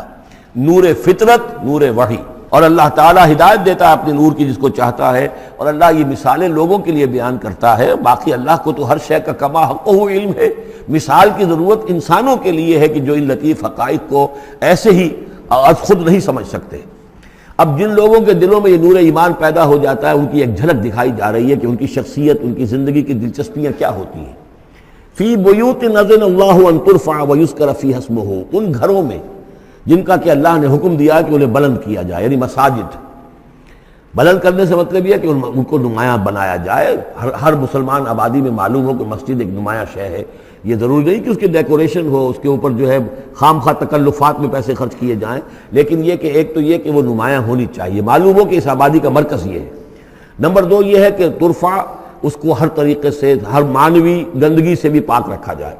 وَيُذْكَرَ فِيهَا اسْمُهُ، اس میں اس کا نام لیا جائے، يُسَبِّحُ لَهُ فِيهَا بِالْغُدُوِّ وَالْآصَالِ، یہ جو صاحب ایمان لوگ ہیں جن کے دلوں میں ایمان کی قندیلیں روشن ہیں، یہ تسبیح کرتے ہیں اللہ کی ان گھروں کے اندر صبح کے وقت بھی اور شام کے وقت بھی۔ رجال، وہ جواں مرد، لا تلہیہم تجارت ولا بیع عن ذکر اللہ واقام الصلاۃ، جن کو غافل نہیں کر سکتی نہ کوئی تجارت نہ کوئی خرید و فروخت اللہ کی یاد سے اور نماز کے قائم کرنے سے، وایتاء الزکاۃ اور زکوٰۃ کے ادا کرنے سے، یخافون یومن، یہ سب کچھ کر کے بھی وہ ڈرتے رہتے ہیں، لرزاں و ترساں رہتے ہیں، کانپتے رہتے ہیں اس دن کے تصور سے، تتقلب فیہ القلوب والابصار، جس میں کہ دل بھی الٹ جائیں گے اور نگاہیں بھی الٹ جائیں گی، لیجزیہم اللہ احسن ما عملوا، تاکہ اللہ تعالیٰ ان کو بدلے میں دے بہترین جزا ان کے اعمال کی، ویزیدہم من فضلہ، اور اضافہ کرے اپنی طرف سے اپنے فضل میں سے، واللہ یرزق من یشاء بغیر حساب، اور اللہ تعالیٰ چاہتا ہے دیتا ہے جس کو چاہتا ہے بغیر حساب۔ اللہم ربنا اجعلنا منہم، یہ تو مومن صادق کے لیے ایمان ان کے دلوں میں ہے، اس کی تمثیل یہ ہے، اور ان کے کردار کی جھلک یہ ہے۔ اب ایک ہے بین بین کے لوگ، ایمان تو نہیں ہے لیکن کچھ نہ کچھ نیکی کے کام کرتے ہیں، کچھ اپنے دل کی تسلی کے لیے، کچھ اپنے ضمیر کو مطمئن کرنے کے لیے، ان کی نیکی حقیقی نیکی نہیں ہے۔ وہ لیس البر ان تولوا وجوہکم قبل المشرق والمغرب، اس آیت کو ذہن میں رکھیے۔ والذین کفروا، اور جو لوگ ایمان سے تہی ہیں، محروم ہیں، کافر ہیں، ان کی نیکیاں، ان کے اعمال کیا ہیں؟ کسراب، جیسے ریت ہو، سراب ہو، بقیعۃ، ایک چٹیل میدان میں، یحسبہ الظمآن ماء، پیاسا سمجھتا ہے کہ پانی ہے، حتی اذا جاءہ، یہاں تک کہ وہ جب وہاں پہ گھسٹ کر بھی پہنچتا ہے تو معلوم ہوتا ہے لم یجدہ شیئا، کچھ نہیں پاتا وہاں پر، ووجد اللہ عندہ، اور اللہ کو پاتا ہے وہاں موجود، فوفاہ حسابہ، تو اللہ تعالیٰ اس کا حساب اسے پورا چکا دیتا ہے، واللہ سریع الحساب، اور اللہ جو ہے حساب چکانے میں دیر نہیں لگاتا۔ یعنی یہ جو نیکیاں ہوتی جھوٹی نیکیاں، ملمے کی نیکیاں، حقیقی ایمان نہیں ہے، ایمان باللہ نہیں ہے، ایمان بالآخرت نہیں ہے، لیکن یوں ہی کچھ نہ کچھ نیکیاں ہیں، کچھ خدمت خلق کے کام ہے، اس طرح کی چیزیں اللہ کی نگاہ میں ان کی کوئی وقت نہیں۔ اس کے لیے پہلے ایک مثال سورہ ابراہیم میں آ چکی ہے، دوسری مثال یہ کہ یہ نیکیاں سراب کے مانند ہیں، جنہیں پیاسا سمجھتا ہے کہ یہ پانی ہے، حقیقت میں پانی نہیں ہے۔ اب تیسرا جو کردار ہے وہ یہ ہے کہ جن کے دلوں میں، جن کی زندگیوں میں یہ جھوٹ موٹ کی نیکی بھی نہیں ہے، نفس پرستی اور دنیا پرستی، اور ان کے اندر ہر طرح کی گندگی جو ہے وہ آ چکی ہے۔ ان کی مثال کیا ہے؟ او کظلمات فی بحر اللجی، یا جیسے کہ اندھیرے ہوں ایک بڑے گہرے سمندر میں، یغشاہ موج، اس کے اوپر ایک موج چڑھی ہوئی ہو، من فوقہ موج، اس کے اوپر ایک اور موج ہو، من فوقہ سحاب، اور اوپر جو ہے بادل بھی ہوں، یعنی اندھیری رات ہے، کوئی روشنی نہیں، اوپر بادل ہے، نہ چاند اور ستاروں کی کوئی روشنی نہیں آ رہی، اور اس کے ساتھ ہی یہ ہے کہ موج کے اوپر موج چڑھی ہوئی ہے۔ ظلمات بعضها فوق بعض، یہ اندھیروں پر اندھیرے ہیں۔ اذا اخرج یدہ لم یکد یراہا، جب وہ اپنا ہاتھ نکالتا ہے تو اس کو بھی نہیں دیکھ سکتا، جسے ہم کہتے ہیں اپنے محاورے میں ہاتھ کو ہاتھ سجائی نہیں دیتا۔ وَأَلَّمْ يَجْعَلِ اللَّهُ لَهُ نُورًا، اور جس کو اللہ تعالیٰ ہی نے کوئی نور عطا نہ کیا ہو، فما لہ من نور، تو اس کے لیے پھر کہیں کوئی نور نہیں ہے۔ یہ وہ لوگ ہیں کہ جن کی زندگیاں کسی ملمے کی نیکی سے بھی خالی ہیں، اندھیارے ہی اندھیارے ہیں، ظلمات فوق بعضها فوق بعض۔ الم تر ان اللہ یسبح له من فی السماوات والارض، کیا تم دیکھتے نہیں ہو کہ اللہ کی تسبیح کرتی ہے وہ سب چیزیں، وہ سب وہ کرتے ہیں، وہ سب جو آسمانوں میں ہے اور جو زمین میں ہے، اور نہ صرف آسمانوں اور زمین میں بلکہ ان دونوں کے مابین جو السماء میں جو ہے، والطیر صافات، اور یہ جو پرندے ہیں جو اپنے پروں کو پھیلائے ہوئے ہیں، یہ بھی اللہ کی تسبیح کر رہے ہیں۔ کل قد علم صلاتہ و تسبیحہ،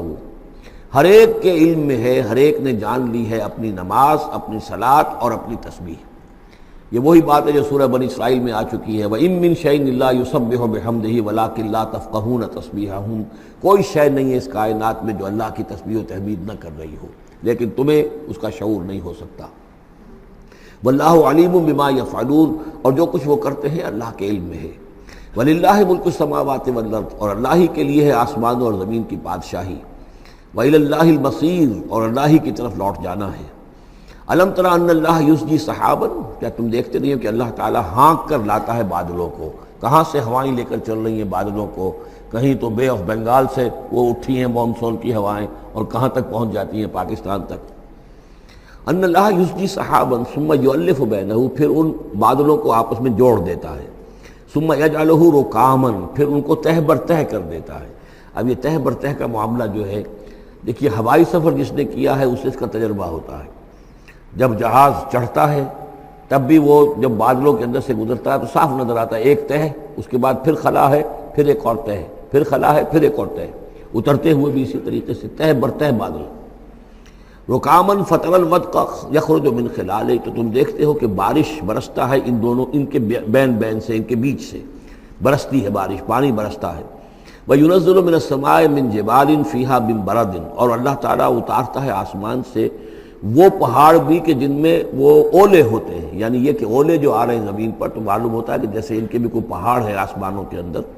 فَيُصِيبُ بِهِ مَن يَشَاءُ، تو اللہ تعالیٰ یہ اولے برسا دیتا ہے جس پر چاہتا ہے، یعنی جس کی کھیتی برباد اللہ کو کرنی ہوتی ہے کسی سبب سے، اس کی کھیتی کے اوپر یہ اولے جا کے برس جاتے ہیں. وَيَصْرِفُهُ عَن مَن يَشَاءُ، اور ان کا رخ پھیر دیتا ہے جس سے چاہتا ہے. ایسا بھی ہوتا ہے بعض اوقات کہ بالکل ایک کھیت جو ہے وہ بالکل تباہ و برباد ہو گیا ہے اور برابر کا کھیت بالکل ٹھیک ہے، اس کے اوپر کوئی اولا نہیں گرا. یکاد سنا برقہ یذہب بالابصار، اور اس کی جو بجلی کی کوند ہے وہ اس قریب ہے کہ وہ لوگوں کی نگاہوں کو اچک کر لے جائے. یقلب اللہ اللیل والنہار، اللہ تعالیٰ عدلتا بدلتا رہتا ہے دن اور رات کو. ان فی ذلک لعبرۃ لاولی الابصار، یقیناً اس میں دھیان کرنے کا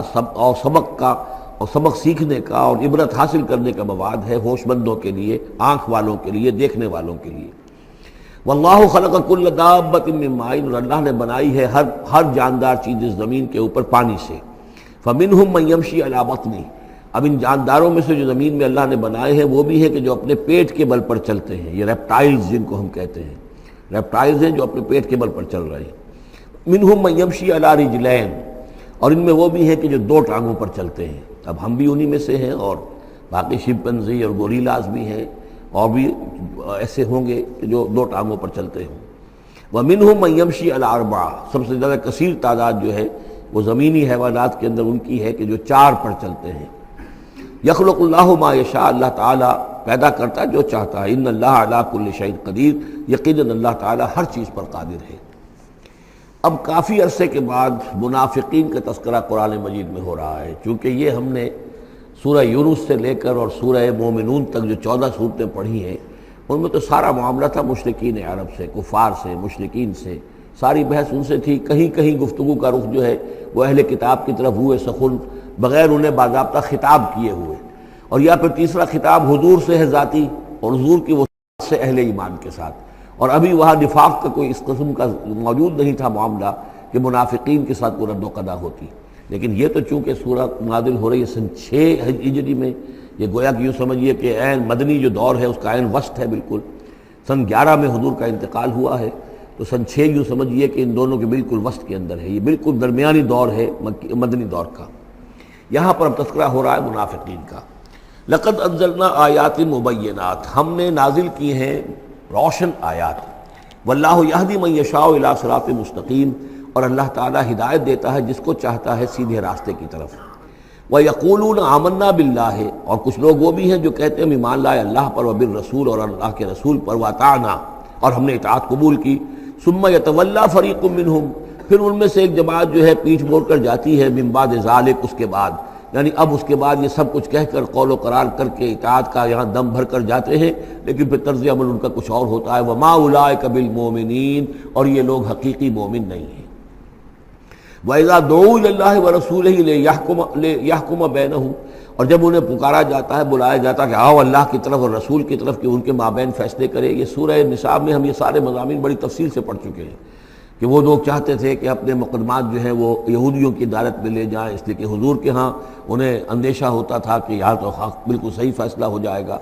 تو اس طرح کا جو ان کا کردار تھا، جب انہیں بلایا جاتا ہے اللہ کے اور اس کے رسول کی طرف کہ آؤ کہ وہ فیصلہ کرے تمہارے مابین، اذا فریق منہم معرضون، تو ان میں سے ایک گروہ اور ایک جماعت ایسی ہے جو اعراض کرتی ہے اور کرنی کترا جاتی ہے. وَإِن يَكُن لَهُمُ الْحَقُّ يَأْتُوا إِلَيْهِ مُذْعِنِينَ، اور اگر ان کو معلوم ہو کہ حق ہمارے ساتھ ہے، یعنی ہم حق پر ہیں اس مقدمے میں، تو پھر وہ آتے ہیں بڑا یقین کا اظہار کرتے ہوئے، اذعان کے ساتھ اور یقین کے ساتھ، اور اپنے ایمان کا اظہار کرتے ہوئے، کیونکہ انہیں یقین ہے کہ ہمارا کیس سچا ہے اور حضور کی عدالت میں ہم جائیں گے تو ہمارے حق میں فیصلہ ہو جائے گا، تو اب کوئی رکاوٹ نہیں. یاتوا الیہ مذعنین، خوب یقین کا، اعتماد کا اظہار کرتے ہوئے آتے ہیں۔ افی قلوبہم مرض، کیا ان کے دلوں میں روگ ہے؟ ام ارتابوا، یا یہ شکوک میں مبتلا ہو گئے ہیں؟ ام یخافون ان یحیف اللہ علیہم، یا انہیں یہ اندیشہ ہے کہ اللہ تعالیٰ جو ہے ان کے ساتھ ناانصافی کرے گا، ورسولہ، اور اس کے رسول، بل اولئک هم الظالمون، نہیں بلکہ حقیقت میں یہی ظالم ہیں۔ ایمان کی اصل حقیقت سے چونکہ یہ محروم ہے، لہذا ساری غلطی ان کے اپنے کردار میں ہے۔ انما کان قول المؤمنین اذا دعوا الی اللہ ورسولہ لیحکم بینہم، جو حقیقی مومن ہوتے ہیں ان کو تو جب بلایا جاتا ہے اللہ کی طرف اور اس کے رسول کی طرف کہ وہ فیصلہ کرے ان کے مابین، تو ان کا قول تو یہی ہوتا ہے ان یقولوا سمعنا واطعنا، کہ وہ کہتے ہیں کہ ہم نے سنا اور ہم نے مانا، ہم حاضر ہیں، جو بھی فیصلہ محمد رسول اللہ کا ہوگا ہم اسے بصر و چشم تسلیم کریں گے۔ انما کان قول المؤمنین اذا دعوا الی اللہ ورسولہ لیحکم بینہم ان یقولوا سمعنا واطعنا واولئک هم المفلحون، اور یقیناً وہی لوگ ہیں جو پھر فلاح پانے والے ہیں۔ ومن یطع اللہ ورسولہ، اور جو اللہ کی اور اس کے رسول کی اطاعت کرتا ہے، ویخشى اللہ ویتقہ، اور اللہ کا خوف بھی رکھتا ہے، اس کا تقوی اختیار کرتا ہے، فاولئک هم الفائزون، تو یقیناً وہی لوگ ہیں کہ جو کامیاب ہونے والے ہیں۔ وہ اکثر کہتے ہیں، اللہ تعالیٰ کی قسمیں کھاتے ہیں اپنی امکانی حد تک، لئن امرتہم، اے نبی اگر آپ حکم دیں گے، لَيَخْرُجُنَّ، تو وہ لازماً نکل جائیں گے۔ آپ حکم دے دیے میں ہم حاضر ہیں، ویسے میری یہ مجبوری ہے، یہ میری تکلیف ہے، یہ مسئلہ ہے، ویسے آپ حکم دیں گے اگر تو میں بالکل حاضر ہوں۔ یہ آپ کو اب بھی معلوم ہوگا کہ ہماری جماعتی زندگیوں کے اندر یہ مسئلہ ہوتا ہے کہ کوئی امیر ہے، اس نے ایک بات کہی ہے، کھل کر اس نے کہہ دیا ہے کہ میں یہ چاہتا ہوں کہ معاملہ اس طرح کیا جائے۔ اب کچھ لوگ کرنے کا اتراتے ہیں، اچھا جی اگر آپ حکم دیں گے تو میں کروں گا۔ لیکن یہ کیا بات ہے، جب وہ امیر ہے آپ کا، وہ بات کہہ رہا ہے، تو اس کی بات کو آپ حکم کیوں نہیں سمجھ رہے؟ اسی طریقے سے حضور صلی اللہ علیہ وسلم نے جب فرما دیا ہے کہ نکلنا ہے، اب دشمن کے مقابلے کے لیے نکلو، اب وہ آپ چاہتے ہیں پی پی کال کر کے حضور ایک ایک کی خوشامد کریں کہ آئیے آپ ضرور نکلیے، خدا کے لیے ضرور چلیے، یہ حضور کرنے والے نہیں ہیں۔ وَأَقْسَمُوا بِاللَّهِ جَهْدَ أَيْمَانِهِمْ، اور یہ اللہ کی قسمیں کھا کھا کر کہتے ہیں اپنی امکانی حد تک، لئن امرتہم، اے نبی آپ کا حکم ہوگا تو میں حاضر ہوں، لَيَخْرُجُنَّ، ہم ضرور نکلیں گے۔ قُلْ لَا تُقْسِمُوا، اے نبی ان سے کہیے تم قسمیں مت کھاؤ، طاعۃ معروفہ، معروف طریقے پر اطاعت اختیار کرو۔ تم نے اعلان کیا ہے کہ تم مجھ پر ایمان لائے ہو، تم نے اعلان کیا ہے کہ تم مجھے اللہ کا رسول سمجھتے ہو، اب جو میں کہہ رہا ہوں اسے قبول کرو، اختیار کرو۔ یہ کیا ہے کہ میں کسی کو ایک ایک کو علیحدہ علیحدہ حکم دوں؟ ان اللہ خبیر بما تعملون، یقیناً جو کچھ تم کر رہے ہو اللہ اس سے باخبر ہے۔ قل اطیعوا اللہ واطیعوا الرسول، اے نبی کہہ دیجئے۔ اب دیکھیے نوٹ کر لیجئے، سورہ نساء میں نے تفصیل سے آپ کو بیان کیا تھا کہ منافقین پر تین ہی چیزیں بھاری تھیں۔ نمبر ایک، حضور کی شخصی اطاعت کرنا، نمبر دو، جہاد اور قتال کے لیے نکلنا، نمبر تین، ہجرت۔ تین ایشوز کے اوپر بڑی تفصیل سے وہاں گفتگو ہو چکی ہے۔ یہاں اطاعت رسول کو جو ہے، جو پہلا مضمون تھا سورہ نساء میں، اسی کو زیادہ موقت کیا جا رہا ہے۔ قل اطیعوا اللہ واطیعوا الرسول، کہیے ان سے اطاعت کرو، اللہ کی اطاعت کرو، اس کے رسول کی صلی اللہ علیہ وسلم۔ فإن تولوا، پھر اگر یہ پیٹھ موڑ لے، اگر تم منہ پھیرو گے، اگر منہ موڑ لو گے، فإنما علیہ ما حمل، تو سن لو ہمارے نبی پر ذمہ داری ہے اس کام کی جو ہم نے ان پر ڈالا ہے۔ وعلیکم ما حملتم، اور تم سے باز پرس ہوگی اس کی جو تمہارے اوپر ڈالا گیا ہے۔ یعنی نبی نے جو ذمہ داری تھی اللہ کا دین تم تک پہنچایا، اللہ کے احکام پہنچا دیے، ان کا کام جو ہے اس پر ختم ہو گیا۔ اب اطاعت کرنا، اس کی تعمیل کرنا، اس کے حکم پر چلنا، اللہ کے دین کے لیے تن من دھن لگانا، اور یہ سارا کام تمہیں کرنا ہے۔ تو جو ان کی ذمہ داری ہے وہ ادا کریں گے، اور اللہ کے ہاں ان سے ان کے بارے میں سوال کر لیا جائے گا، اور جو تمہاری ذمہ داری ہے ظاہر بات ہے کہ اس کے جواب بھی تمہیں کرنی ہے۔ اس میں یہ بھی ہوتا ہے بسا اوقات کہ کسی شخص کو یہ گمان ہو جائے، ظاہر بات ہے میں نے آپ کو سنایا تھا کہ ایک شخص نے کہہ دیا تھا حضور سے، اے دل یا محمد، اے محمد عدل سے کام لیجیے صلی اللہ علیہ وسلم۔ بڑی گستاخی کے ساتھ اس نے کہا، گویا کہ الزام لگایا کہ آپ یہ جو صدقات کی جو تقسیم کر رہے ہیں یا مال غنیمت تقسیم کر رہے ہیں، اس میں آپ عدل سے کام نہیں لے رہے۔ تو حضور نے بھی غصے میں جواب دیا تھا کہ انما عادل فلم یا عدل، اگر میں عدل نہیں کروں گا تو کون کرے گا۔ اسی طریقے سے ہو سکتا ہے کسی جماعتی زندگی کے اندر کوئی امیر ہے اور اس سے کوئی شخص یہ محسوس کرے، اس کا ساتھی، کہ مجھ پر زیادتی کی ہے انہوں نے، امیر نے زیادتی کی ہے، کوئی بات نہیں، امیر نے زیادتی کی ہے تو امیر اس کی جواب دہی اللہ کے ہاں کر لے گا۔ اللہ تعالیٰ کے ہاں جواب دہی ہو جائے گی، اور اگر ہو سکتا ہے اس کے کچھ جو بھی نیکیاں ہے وہ تمہارے حساب میں اللہ تعالیٰ درج کر دے، لینا دینا وہاں ہو جائے گا، ڈیبٹ کریڈٹ ہو جائے گا۔ لیکن اس کا مطلب یہ ہو کہ ناراض ہو کر بیٹھ رہا ہو کہ اب اپنی ذمہ داریاں ادا نہیں ہو رہی، تو پھر تو جواب دہی تمہاری ہو جائے گی اللہ کے ہاں، ایکسپلیشن کال تمہاری ہو جائے گی کہ ناراض ہو کر بیٹھ رہے ہیں کیونکہ انہوں نے میرے ساتھ یہ کیا ہے، لہذا میں بس اب کام کچھ نہیں کروں گا۔ یہ تو گویا کہ ایک منفی طرز عمل ہے۔ تمہیں جواب دہی کرنی ہے اپنے فرائض کی، اپنی ذمہ داریوں کی۔ تو یہ جماعتی زندگی سے متعلق بعض بہت اہم ہیں جو مباحث اس سورہ مبارکہ میں آئے ہیں، اور ان میں سے بعض ہمارا جو منتخب نصاب نمبر 2 ہے جو اس سورہ مبارکہ کی آخری آیات ہیں وہ اس کے ایک درس کی حیثیت سے اس میں شامل ہیں۔ جو جماعتی زندگی جو ہے، جب ایک جماعت بنانی پڑے گی، اگر دین کا کام کرنا ہے تو اکیلے اکیلے تو نہیں ہو سکتا، جماعت کا نظم ہو، ایک ڈسپلن ہو، ایک حزب اللہ وجود میں آئے جو سورہ مائدہ میں ہم دیکھ آئے ہیں، فَإِنَّ حِزْبَ اللَّهِ هُمُ الْغَالِبُونَ۔ غلبہ جو ہے تو وہ حزب اللہ کو اللہ تعالیٰ دیتا ہے، ید اللہ علی الجماعہ، جماعت کے اوپر اللہ کا ہاتھ ہے، جماعت کی کو اللہ کی نصرت اور تائید حاصل ہوتی ہے۔ اس جماعتی زندگی کے بعد ایسے نفسیاتی معاملات ہوتے ہیں اور اس کے اندر بعض ایسے حساس مسائل ہوتے ہیں کہ جن کے بارے میں بڑی عمدہ رہنمائی دی گئی ہے مختلف مقامات پر، ان پر ہم نے پھر مرتب کیا ہے منتخب نصاب، مطالعہ قرآن حکیم کا منتخب نصاب نمبر 2۔ قُلْ اطیعوا اللہ واطیعوا الرسول، ان پر جو ذمہ ہے وہ ان کی اپنی ذمہ داری کا، اور جو تمہارے اوپر جو بوجھ ہے اور جو تمہاری مسئولیت ہے وہ تمہاری ذمہ داری کی۔ وَإِن تُطِيعُوهُ تَهْتَدُوا، اور جان لو یہ اللہ کے رسول ہیں، اگر تم ان کی اطاعت پر کاربند رہو گے تبھی تم ہدایت یافتہ ہوگے۔ وَمَا عَلَى الرَّسُولِ إِلَّا الْبَلَاغُ الْمُبِينُ، اور ہمارے رسول پر سوائے صاف صاف پہنچا دینے کے اور کوئی ذمہ داری نہیں ہے۔ اب جو آیت آ رہی ہے یہ بھی طویل آیات میں سے اور عظیم ترین آیات میں سے آیت استخلاف، یہ خلافت کا جو اللہ تعالیٰ نے وعدہ کیا ہے اس امت سے۔ وعد اللہ الذین آمنوا منکم وعملوا الصالحات، اے مسلمانوں اللہ کا وعدہ ہے تم میں سے ان لوگوں کے ساتھ جو ایمان اور عمل صالح کی شرطیں پوری کر دیں گے۔ یہ نام کے مسلمان، نسلی مسلمان جو اللہ کے حکم پر چلتے بھی نہ ہوں، اللہ کے احکام کے مطابق عمل نہ کرتے ہوں، دین کے لیے تن من دھن لگانے کو تیار نہ ہوں، ان سے یہ وعدہ نہیں ہے۔ وعدہ حقیقی اہل ایمان جو ایمان حقیقی کی شرط پوری کرے اور ایمان کے جو عملی تقاضے ہیں ان کو بھی بجا لائے۔ وعد اللہ الذین آمنوا منکم وعملوا الصالحات لیستخلفنہم فی الارض، کہ وہ انہیں زمین میں خلافت عطا کرے گا، حکومت عطا کرے گا، غلبہ عطا کرے گا، کما استخلف الذین من قبلہم، جیسے کہ اس نے خلافت عطا کی تھی ان کو جو ان سے پہلے تھے۔ حضرت داؤد کو، حضرت طالوت کو، حضرت سلیمان کو جو خلافت دی گئی، بعد میں بھی مکابی حکومت قائم ہوئی ہے، اس میں بھی خلافت قائم ہوئی، تو یہ خلافت جیسے پہلے ہم نے دی تھی سابقہ امت مسلمہ کو، ایسے ہی اے امت محمد صلی اللہ علیہ وسلم تمہیں بھی خلافت دی جائے گی، بشرطے کہ ایمان اور عمل صالح کی یہ 2 شرطیں تم پوری کرو۔ اب یہ خلافت جو ہے اس کو 3 انداز میں یہاں بیان کیا گیا ہے۔ لَيَسْتَخْلِفَنَّهُمْ فِي الْأَرْضِ، انہیں لازماً خلافت دے گا زمین میں، حکومت دے گا، کما استخلف الذین من قبلہم، جیسے کہ خلافت دی تھی اور حکومت دی تھی ان کو کہ جو ان سے پہلے تھے۔ وَلَيُمَكِّنَنَّ لَهُمْ دِينَهُمُ الَّذِي ارْتَضَىٰ لَهُمْ، اور ان کے اس دین کو زمین میں غلبہ عطا کرے گا، قوت عطا کرے گا، تمکن عطا کرے گا جو اللہ نے ان کے لیے پسند کر لیا ہے۔ ظاہر بات ہے مسلمانوں کی خلافت ہے تو اس کے معنی کیا ہے؟ اللہ کے دین کا غلبہ ہے، وہ تو بات تو ایک ہی ہے، اللہ کا دین غالب، اس کے کیا معنی ہے؟ مسلمانوں کی خلافت۔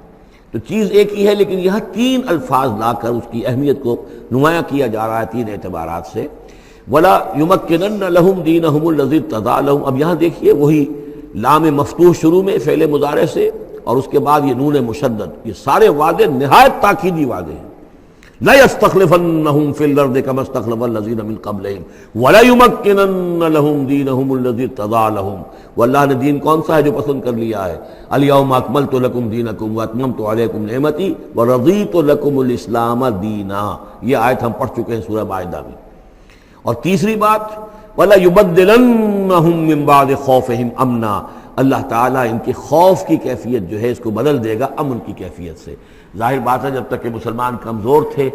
ان کے لیے خوف تھا، ابھی ادھر سے حملے کا اندیشہ ہے، ابھی ادھر سے حملے کا اندیشہ ہے، اب فلاں قبیلے کی طرف سے خبر آئی ہے کہ وہ فوجی تیاری کر رہا ہے، فوج کشی کرے گا، وہ خوف کی ایک کیفیت تھی جو ہر وقت طاری رہی ہے۔ ایمرجنسی کی کیفیت جو ہے مدینہ منورہ میں یوں سمجھیے کہ پورے 5 برس ایمرجنسی رہی ہے، ہر وقت ہر آن اندیشہ ہوتا تھا، خبریں آ رہی ہیں، اب ادھر سے کوئی قبیلہ حملہ کرنے والا ہے، اب یہ مکے میں کوئی ان کی ملاقاتیں ہوئی ہیں، کوئی سازش ہوئی ہے، ابھی کوئی خط چلا گیا ابو عامر راہب کا کوئی مشن ہے، یہ ساری خبریں آتی تھیں۔ لیکن یہ کہ اب اس کے بعد وہ وقت آ جائے گا کہ ان کا جو خوف کی کیفیت ہے بدل جائے گی امن سے۔ یعبدوننی لا یشرکون بی شیئا، میں یہاں اس کو سمجھتا ہوں مستقبل سے متعلق، جب ایسا ہو جائے گا تو پھر وہ میری بندگی کریں گے کہ اس میں کسی شے کی شرک جو ہے گوارا نہیں کریں گے۔ جب تک اللہ کی حکومت نہیں ہے تو ظاہر بات ہے کچھ نہ کچھ شرک تو ہو ہی رہا ہے۔ اب ہم یہاں رہ رہے ہیں، پاکستان میں رہ رہے ہیں، اللہ کا دین تو قائم نہیں ہے، قانون کس کا ہے؟ اللہ کا تو نہیں ہے۔ تو گویا کہ ہم قومی اعتبار سے، اجتماعی اعتبار سے کفر اور شرک میں زندگی بسر کر رہے ہیں۔ ہاں ہمارا اپنا کوئی عقیدہ فرض کیجئے ہے بھی ٹھیک، بالکل مشرکانہ اوہام سے ہم نے اپنے آپ کو پاک کر لیا ہے، اور توحید فی العقیدہ ہماری بالکل صحیح ہے، لیکن سوال یہ کہ ہم اس ملک کے شہری ہیں، اس ملک کا دستور ہے، اس ملک کے اندر جو ہے اللہ کی حکومت اور اللہ کے قانون کی بالادستی نہیں ہے، تو اس کے کیا معنی؟ ہم بھی اس کے شہری ہونے کی حیثیت سے اس میں ملوث ہیں۔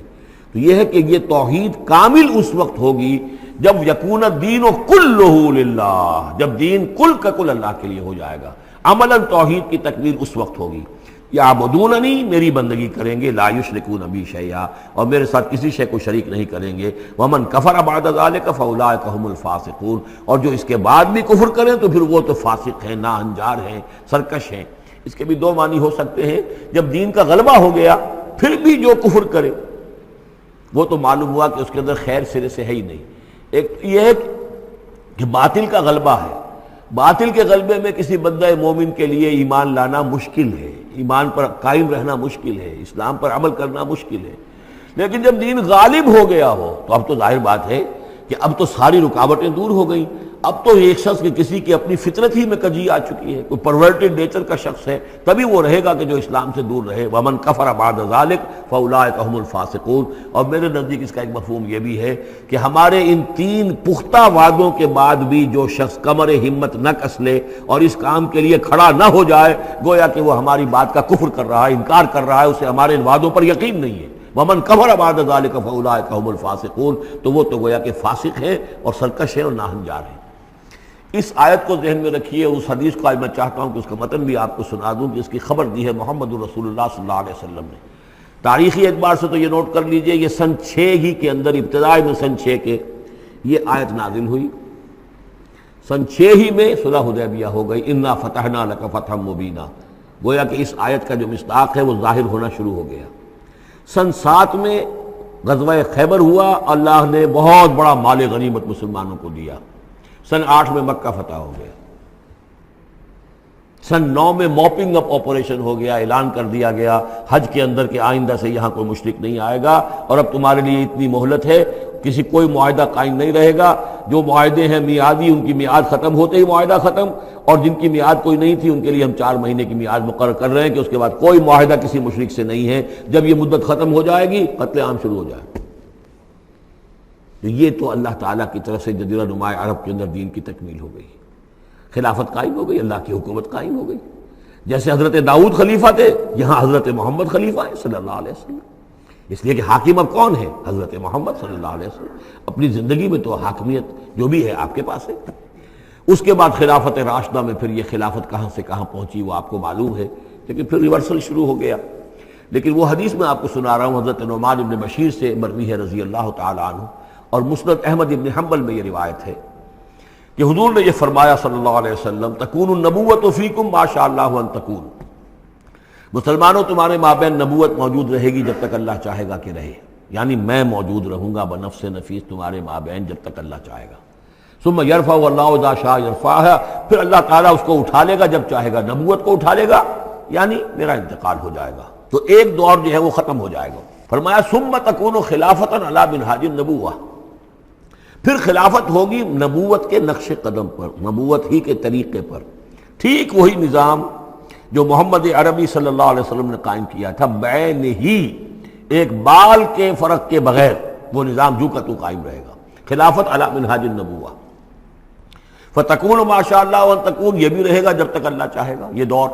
ثم یرفع اللہ اذا شاء یرفع، پھر اس دور کو بھی اللہ اٹھا لے گا جب اللہ چاہے گا۔ ثم تکون ملکن عاضا، پھر ملوکیت کا دور آئے گا، اور وہ کاٹ کھانے والی ملوکیت ہوگی، کاٹ کھانے والی ملوکیت، ظالم ملوکیت، اور یہ بھی رہے گا جب تک اللہ چاہے گا، پھر اللہ اس کو بھی اٹھا لے گا۔ پھر چوتھا دور آئے گا ثم تکون ملکا جبریا، پھر غلامی کی ملوکیت ہوگی، یعنی یہ دور جو ہمارا گزرا ہے کولونیل دور، پہلے یہ کہ ملوک تھے، بادشاہ تھے، چاہے وہ بنو عباس میں تھے یا بنو امیہ میں سے تھے، یا یہ کہ ترک تھے، مسلمان تو تھے، کلمہ گو تو تھے، ان میں کوئی کوئی نہ اچھا بھی ہوتا تھا، بہت اچھے لوگ بھی تھے، برے لوگ بھی تھے، لیکن مسلمان تو تھے، کلمہ گو تو تھے۔ لیکن چوتھا دور آیا کہ کہیں ہم انگریزوں کے غلام ہو گئے، کہیں ہم ولندیزیوں کے غلام ہو گئے، کہیں ہم فرانسیسیوں کے غلام ہو گئے، کولونیل پاورز۔ تو ہماری تو ملکہ معظمہ جو ہے ملکہ وکٹوریہ تھی، 1857 سے تو ہم ان کی رعایا بن گئے تھے، اس سے پہلے تو جو بھی تھی بہرحال ایسٹ انڈیا کمپنی جو تھی، لیکن یہ کہ بعد میں تو ہم براہ راست تاج برطانیہ کے غلام تھے۔ یہ چوتھا دور ہے جو تقریباً یوں سمجھیے کہ ابھی نصف میں پہنچا ہے، اس اعتبار سے کہ اگرچہ براہ راست وہ جو حکومتوں کا جو ہے جو یہاں پر تھا، جو بساط بچھی ہوئی تھی، وہ لپیٹ دی گئی ہے، لیکن ابھی مالیاتی اعتبار سے ریموٹ کنٹرول سے وہی قوتیں ہیں کہ جو آج بھی کنٹرول کر رہی ہیں ہمیں، یہ ریموٹ کنٹرول ہے۔ ابھی یہ چوتھا دور ختم نہیں ہوا ہے، پہلے یہ براہ راست آکوپیشن اور اپنی حکومتیں، اپنی فوجیں لا کر، اب یہ ہے کہ اس کے بغیر بائی پراکسی، چاہے ہمارے ہی آدمی بیٹھے ہوئے ہیں، لیکن اصل میں سارا جو ہے یہ مالیاتی جو ہے استعمار ہے، ایک نیا عالمی استعمار ہے۔ لیکن یہ استعمار جو ہے اس طرح کا کولونیل رول نہیں ہے کہ انگریز موجود ہیں، ان کی فوج موجود ہے، یا فرانسیسی فوج موجود ہے، یا اطالوی فوج موجود ہے، بلکہ یہ تو IMF اور ورلڈ بینک کا نظام ہے اس کے تحت، اور ملٹی نیشنل کمپنیوں کی۔ لیکن جو چوتھی جو خوشخبری کی بات ہے وہ یہ ہے کہ حضور نے فرمایا بالآخر یہ چوتھا دور بھی ختم ہو جائے گا، اور خوشخبری یہ ہے کہ ثم تکون خلافۃ علی منہاج النبوہ، پھر دور آئے گا خلافت علی منہاج النبوہ کا۔ ثم سکت رسول اللہ صلی اللہ، اس کے بعد حضور خاموش رہے، اس لیے کہ اس کے بعد پھر دنیا کے خاتمے کا معاملہ ہے۔ وہ خاتمے کے بارے میں عرض کر چکا ہوں، ایک طویل عرصے تک تو پوری دنیا میں وہ خلافت علی منہاج النبوہ رہے گی، گلوبل، اس لیے کہ حضور نے یہ بتا دیا ہے کہ اب جب یہ خلافت علی منہاج النبوت کا نظام آئے گا تو کل روئے ارضی پر ہوگا۔ مسلم شریف میں روایت ہے، یہ حضرت ثوبان حضور کے ایک آزاد شدہ غلام تھے، جیسے کہ حضرت زید ابن حارثہ بھی حضور کے غلام تھے، آپ نے آزاد دیا تھا، اسی طرح حضرت ثوبان بھی ہے، مولا ان ثوبان مولا رسول اللہ صلی اللہ علیہ وسلم۔ اس میں روایت کیا ہے، حضور نے فرمایا ان اللہ زوالی الارض، اللہ نے میرے لیے ساری زمین کو لپیٹ دیا یا سکیڑ دیا، فرائے تو مشارقہا و مغاربہا، تو میں نے سارے مشرق دیکھ لیے زمین کے، سارے مغرب دیکھ لیے، وَإِنَّ أُمَّتِي سَيَبْلُغُ مُلْكُهَا مَا زُوِيَ لِي مِنْهَا، اور میری امت کی حکومت ان تمام علاقوں پر قائم ہو کر رہے گی جو اس طرح زمین کو سکیڑ کر یا لپیٹ کر مجھے دکھا دیے گئے۔ اور یہ روایت صحیح مسلم کی ہے۔ اسی طرح کی ایک اور حدیث ہے حضرت مقداد بن الاسود سے رضی اللہ تعالی عنہ کہ اس روئے ارضی پر کوئی گھر اور کوئی خیمہ نہیں بچے گا، یعنی سیٹلڈ جو علاقے ہیں جہاں گھر ہیں، شہر ہیں، گھر بنے ہوئے ہیں، مکان بنے ہوئے ہیں، یا نومیڈک ٹرائبز جہاں بھی ہیں کہ وہ اپنے خیمے لے کے ادھر سے ادھر جاتے رہتے ہیں، نہ کوئی گھر بچے گا، نہ خیمہ جس میں اللہ کا دین داخل نہ ہو جائے۔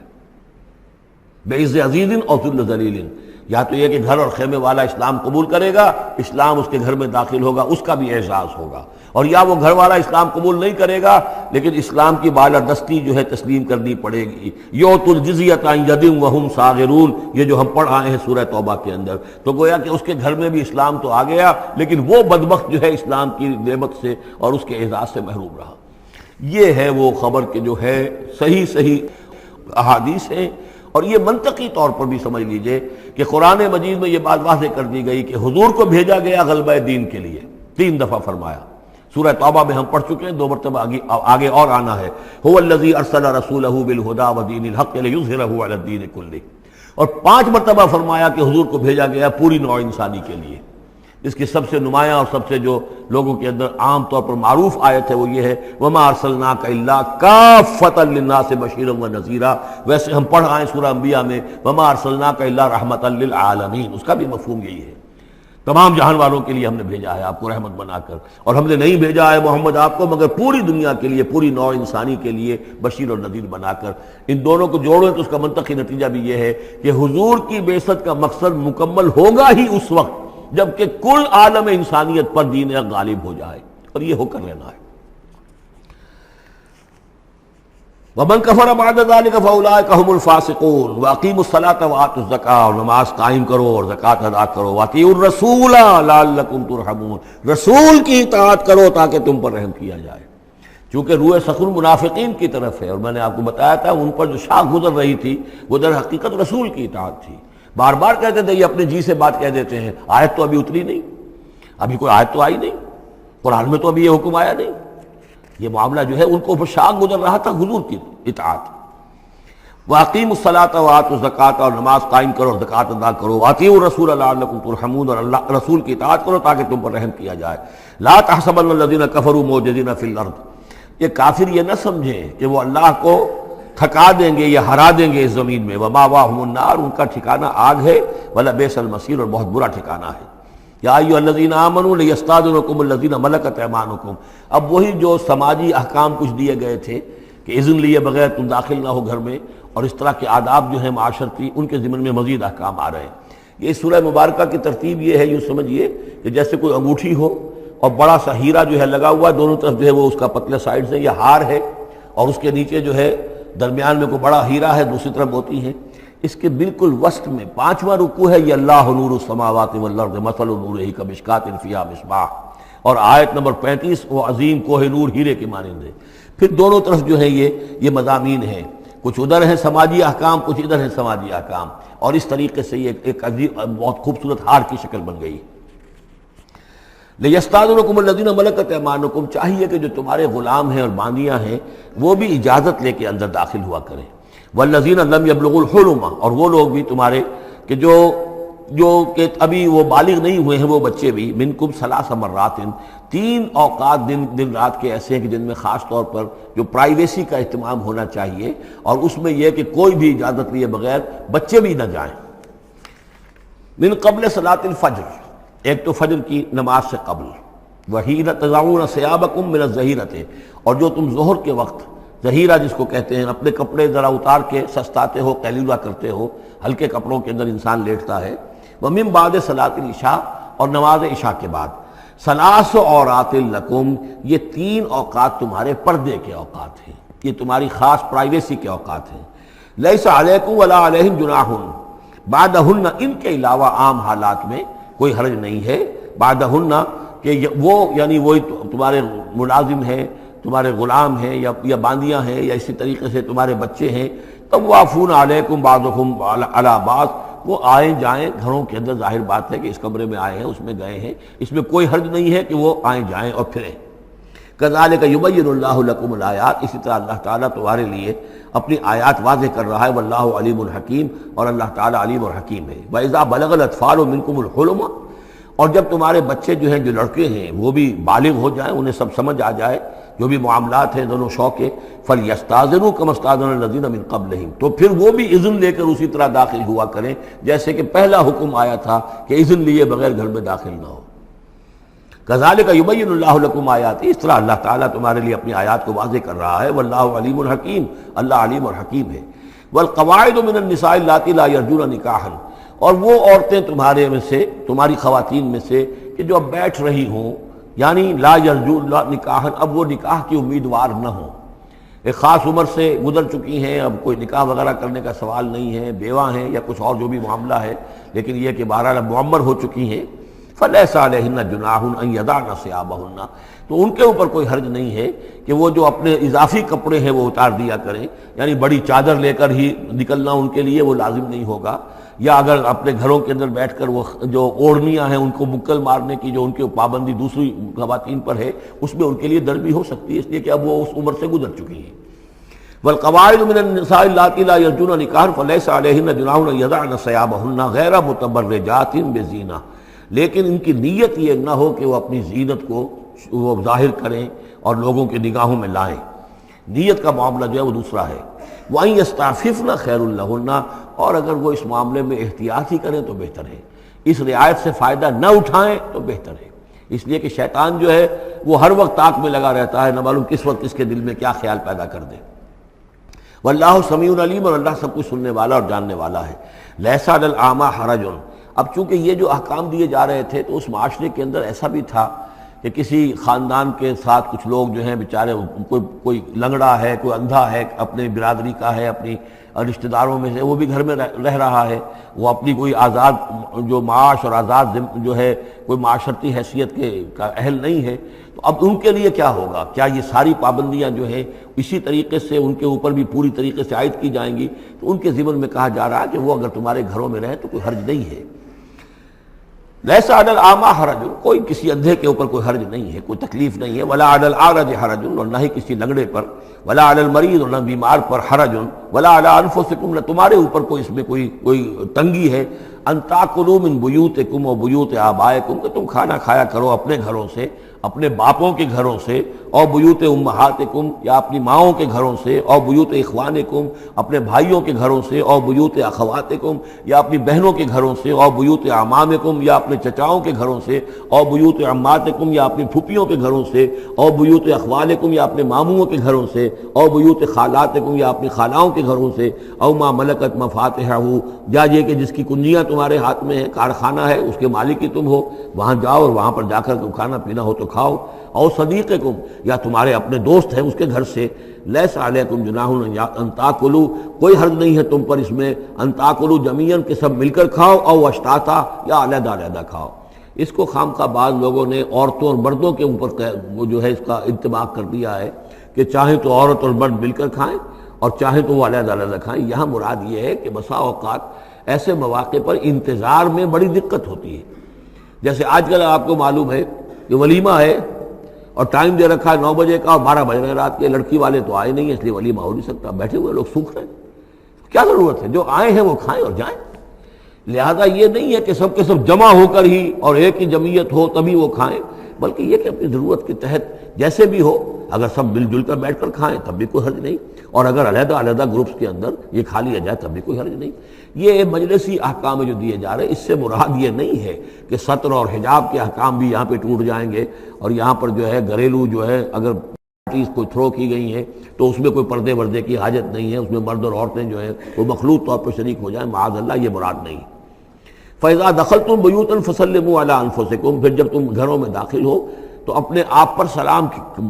بھیجا کرو، یعنی انفسکم سے مراد ہے گھر میں رہنے والے جو ہیں وہ تمہارے ہی میں سے ہیں، تمہارے رشتہ دار ہیں، عزیز ہیں، یا تمہارے اپنے گھر میں بھی داخل ہو تو السلام علیکم کہو۔ تحیۃ من عند اللہ مبارکۃ طیبۃ، یہ دعا ہے اللہ کے پاس سے، اللہ نے تمہیں سکھائی ہے السلام علیکم، اور یہ مبارک بھی ہے اور پاک بھی ہے۔ کذالک یبین اللہ لکم الآیات لعلکم تعقلون، اسی طرح اللہ تعالیٰ تمہارے لیے اپنی آیات کو واضح کر رہا ہے، کھول کر بیان کر رہا ہے تاکہ تم عقل سے کام لو۔ اب آخری جو رکوع ہے اس کا، اس سورہ مبارکہ کا، اور اس کی کل 3 آیات ہیں، یہ خالص جماعتی زندگی، وہ جو جہاد اور قتال کے لیے یا کسی اور اجتماعی کام کے لیے حضور جب نکلتے تھے اور اہل ایمان آپ کے ساتھ ہیں، اس وقت کیا صورتحال ہونی چاہیے۔ انما المؤمنون الذین آمنوا باللہ ورسولہ، مومن تو صرف وہی ہیں جو ایمان لائے اللہ پر، اس کے رسول پر، وَإِذَا كَانَ مَعَهُ عَلَىٰ أَمْرٍ جَامِعٍ، اور جب وہ ہوتے ہیں ان کے ساتھ یعنی رسول کے ساتھ کسی اجتماعی کام کے ضمن میں، لم يذهبوا حتى يستأذنوه، تو وہاں سے جاتے نہیں ہیں جب تک کہ اجازت نہ لے لیں۔ اب آپ نکلے ہیں کسی کام کے لیے، ایک نفری ہے آپ کے ساتھ، لیکن یہ کہ کوئی کہیں کھسک جائے کوئی کہیں کھسک جائے تو یہ تو صحیح نہیں ہے۔ وہ تو یہ ہے کہ اب اس اجتماعی نظم کا تقاضا یہ ہے کہ اب جہاں بھی وہاں سے کوئی عذر پیش آ گیا ہے، کوئی ایسی مجبوری ہے، کوئی جانا ہے تو اجازت لے کر جائیں۔ علی امر جامع لم یذهبوا حتى یستاذنوه، جب تک اذن نہ لے لیں۔ ان الذین یستاذنونک اولئک الذین یؤمنون باللہ ورسولہ، یقیناً جو اے نبی جو لوگ آپ سے اجازت لیتے ہیں وہی ہیں کہ جو ایمان رکھتے ہیں اللہ پر، اس کے رسول پر۔ فاذا استاذنوک، پھر جب وہ آپ سے کوئی اجازت مانگے، رخصت مانگے، لبعض شانہم، اپنی کسی عذر کی وجہ سے، فاذن لمن شئت منہم، تو اجازت دے دیجئے جسے آپ چاہیں۔ مطلب یہ ہے کہ جو لیڈر ہے، جو اس وقت سپہ سالار ہے، اسے معلوم ہے سچویشن کیسی ہے، میرے پاس پہلے ہی نفری، میرے پاس کوئی اضافی نفری ہے جس میں سے میں کسی کو ریلیو کر سکتا ہوں، یا پہلے ہی میرے پاس کم نفری ہے، اس میں کسی اور کی کمی جو ہے وہ اور زیادہ خطرناک ہو جائے گی نتائج کے اعتبار سے۔ لہذا یہ نہیں ہے کہ صاحب میں نے اجازت طلب کی تو مجھے اجازت ملنی چاہیے، یہ نہیں، اجازت کیا ہوئی پھر؟ یہ تو وہی ہے جو تھانے داروں کی سی معافی مانگتی ہے، اچھا میں نے تو کچھ نہیں کیا لیکن اگر آپ سمجھتے ہیں کہ میں نے کچھ کیا تو میں معافی مانگتا ہوں، یہ تو در حقیقت الٹی دھونس ہے کہ آپ بڑے کمینے آدمی ہیں، میں نے تو کچھ کیا نہیں تھا پھر بھی آپ سمجھ رہے ہیں کہ میں نے کچھ کیا ہے، تو میں اتنا اونچا ہوں کہ پھر میں معافی مانگتا ہوں۔ یہ در حقیقت وہ انداز نہیں۔ اجازت تو طلب کرنی ہے تو یہ ہے کہ اجازت لے کر اجازت ملے،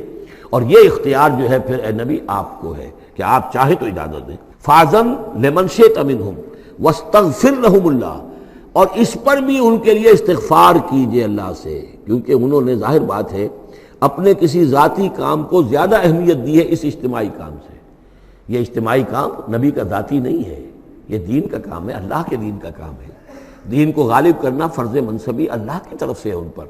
لہذا اس کے لیے تم ان کے ساتھ نکلے ہو۔ لہذا یہاں پر جو ہے اب اگر تم نے اپنے ذاتی کام کو اس دین کے کام سے اہم تر سمجھا ہے تبھی تو یہاں سے رخصت لے کر جا رہے ہو۔ یہ خود ایک ہلکی بات ہے، گویا کہ تم نے دین کے کام کو کم تر سمجھا ہے اللہ کے کام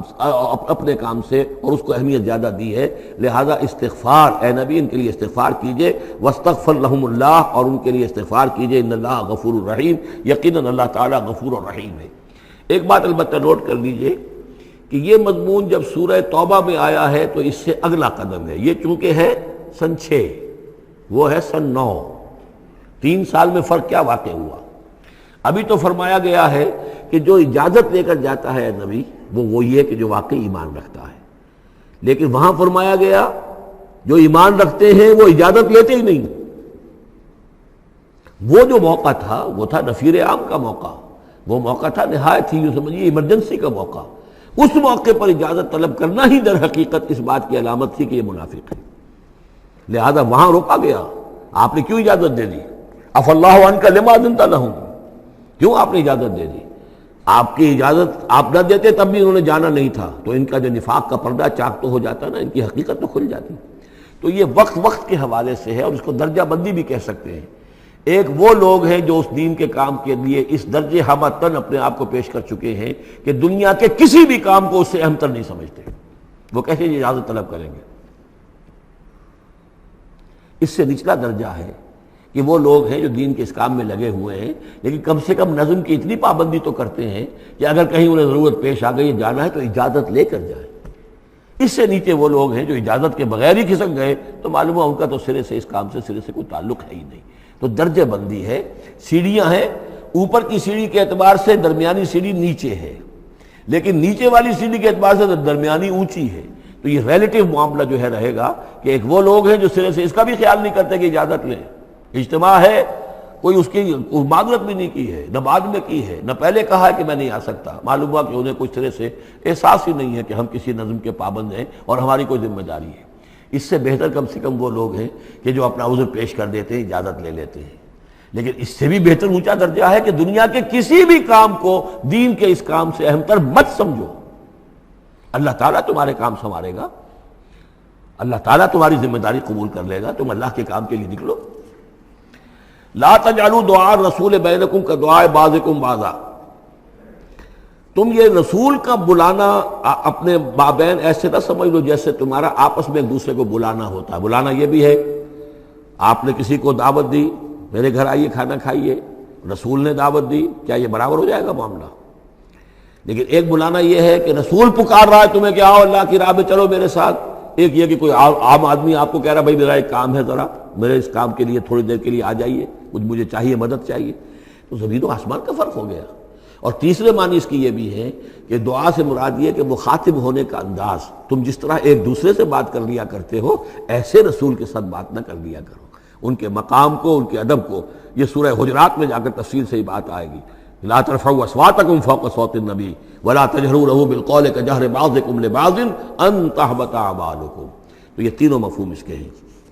قد یعلم اللہ الذین یتسللون منکم لواذا، اللہ کو خوب معلوم ہے تم میں سے وہ لوگ جو اوٹ لے کر کھسک جاتے ہیں، یعنی کہیں نکلے تو ہیں، درج ہو گیا کہ یہ بھی جانے والوں میں ہے، کہیں دیکھا کہ کوئی دیکھ نہیں رہا کھسک گئے، یا اجتماع ہے بیٹھے ہوئے ہیں، وہیں پر اب بات آئی ہے کہ اب ایک مہم درپیش ہے، اب انہیں سمجھ میں آ گیا کہ اب نام مانگے جائیں گے، کون لوگ اس کے لیے اپنے آپ کو والنٹیئر کرتے ہیں، تو اس سے پہلے کہ وہ مرحلہ آئے وہ وہاں سے کھسک جائیں۔ یتسللون منکم، جو سٹک جاتے ہیں، کھسک جاتے ہیں آنکھ بچا کر لواذا۔ فَلْيَحْذَرِ الَّذِينَ يُخَالِفُونَ عَنْ أَمْرِهِ،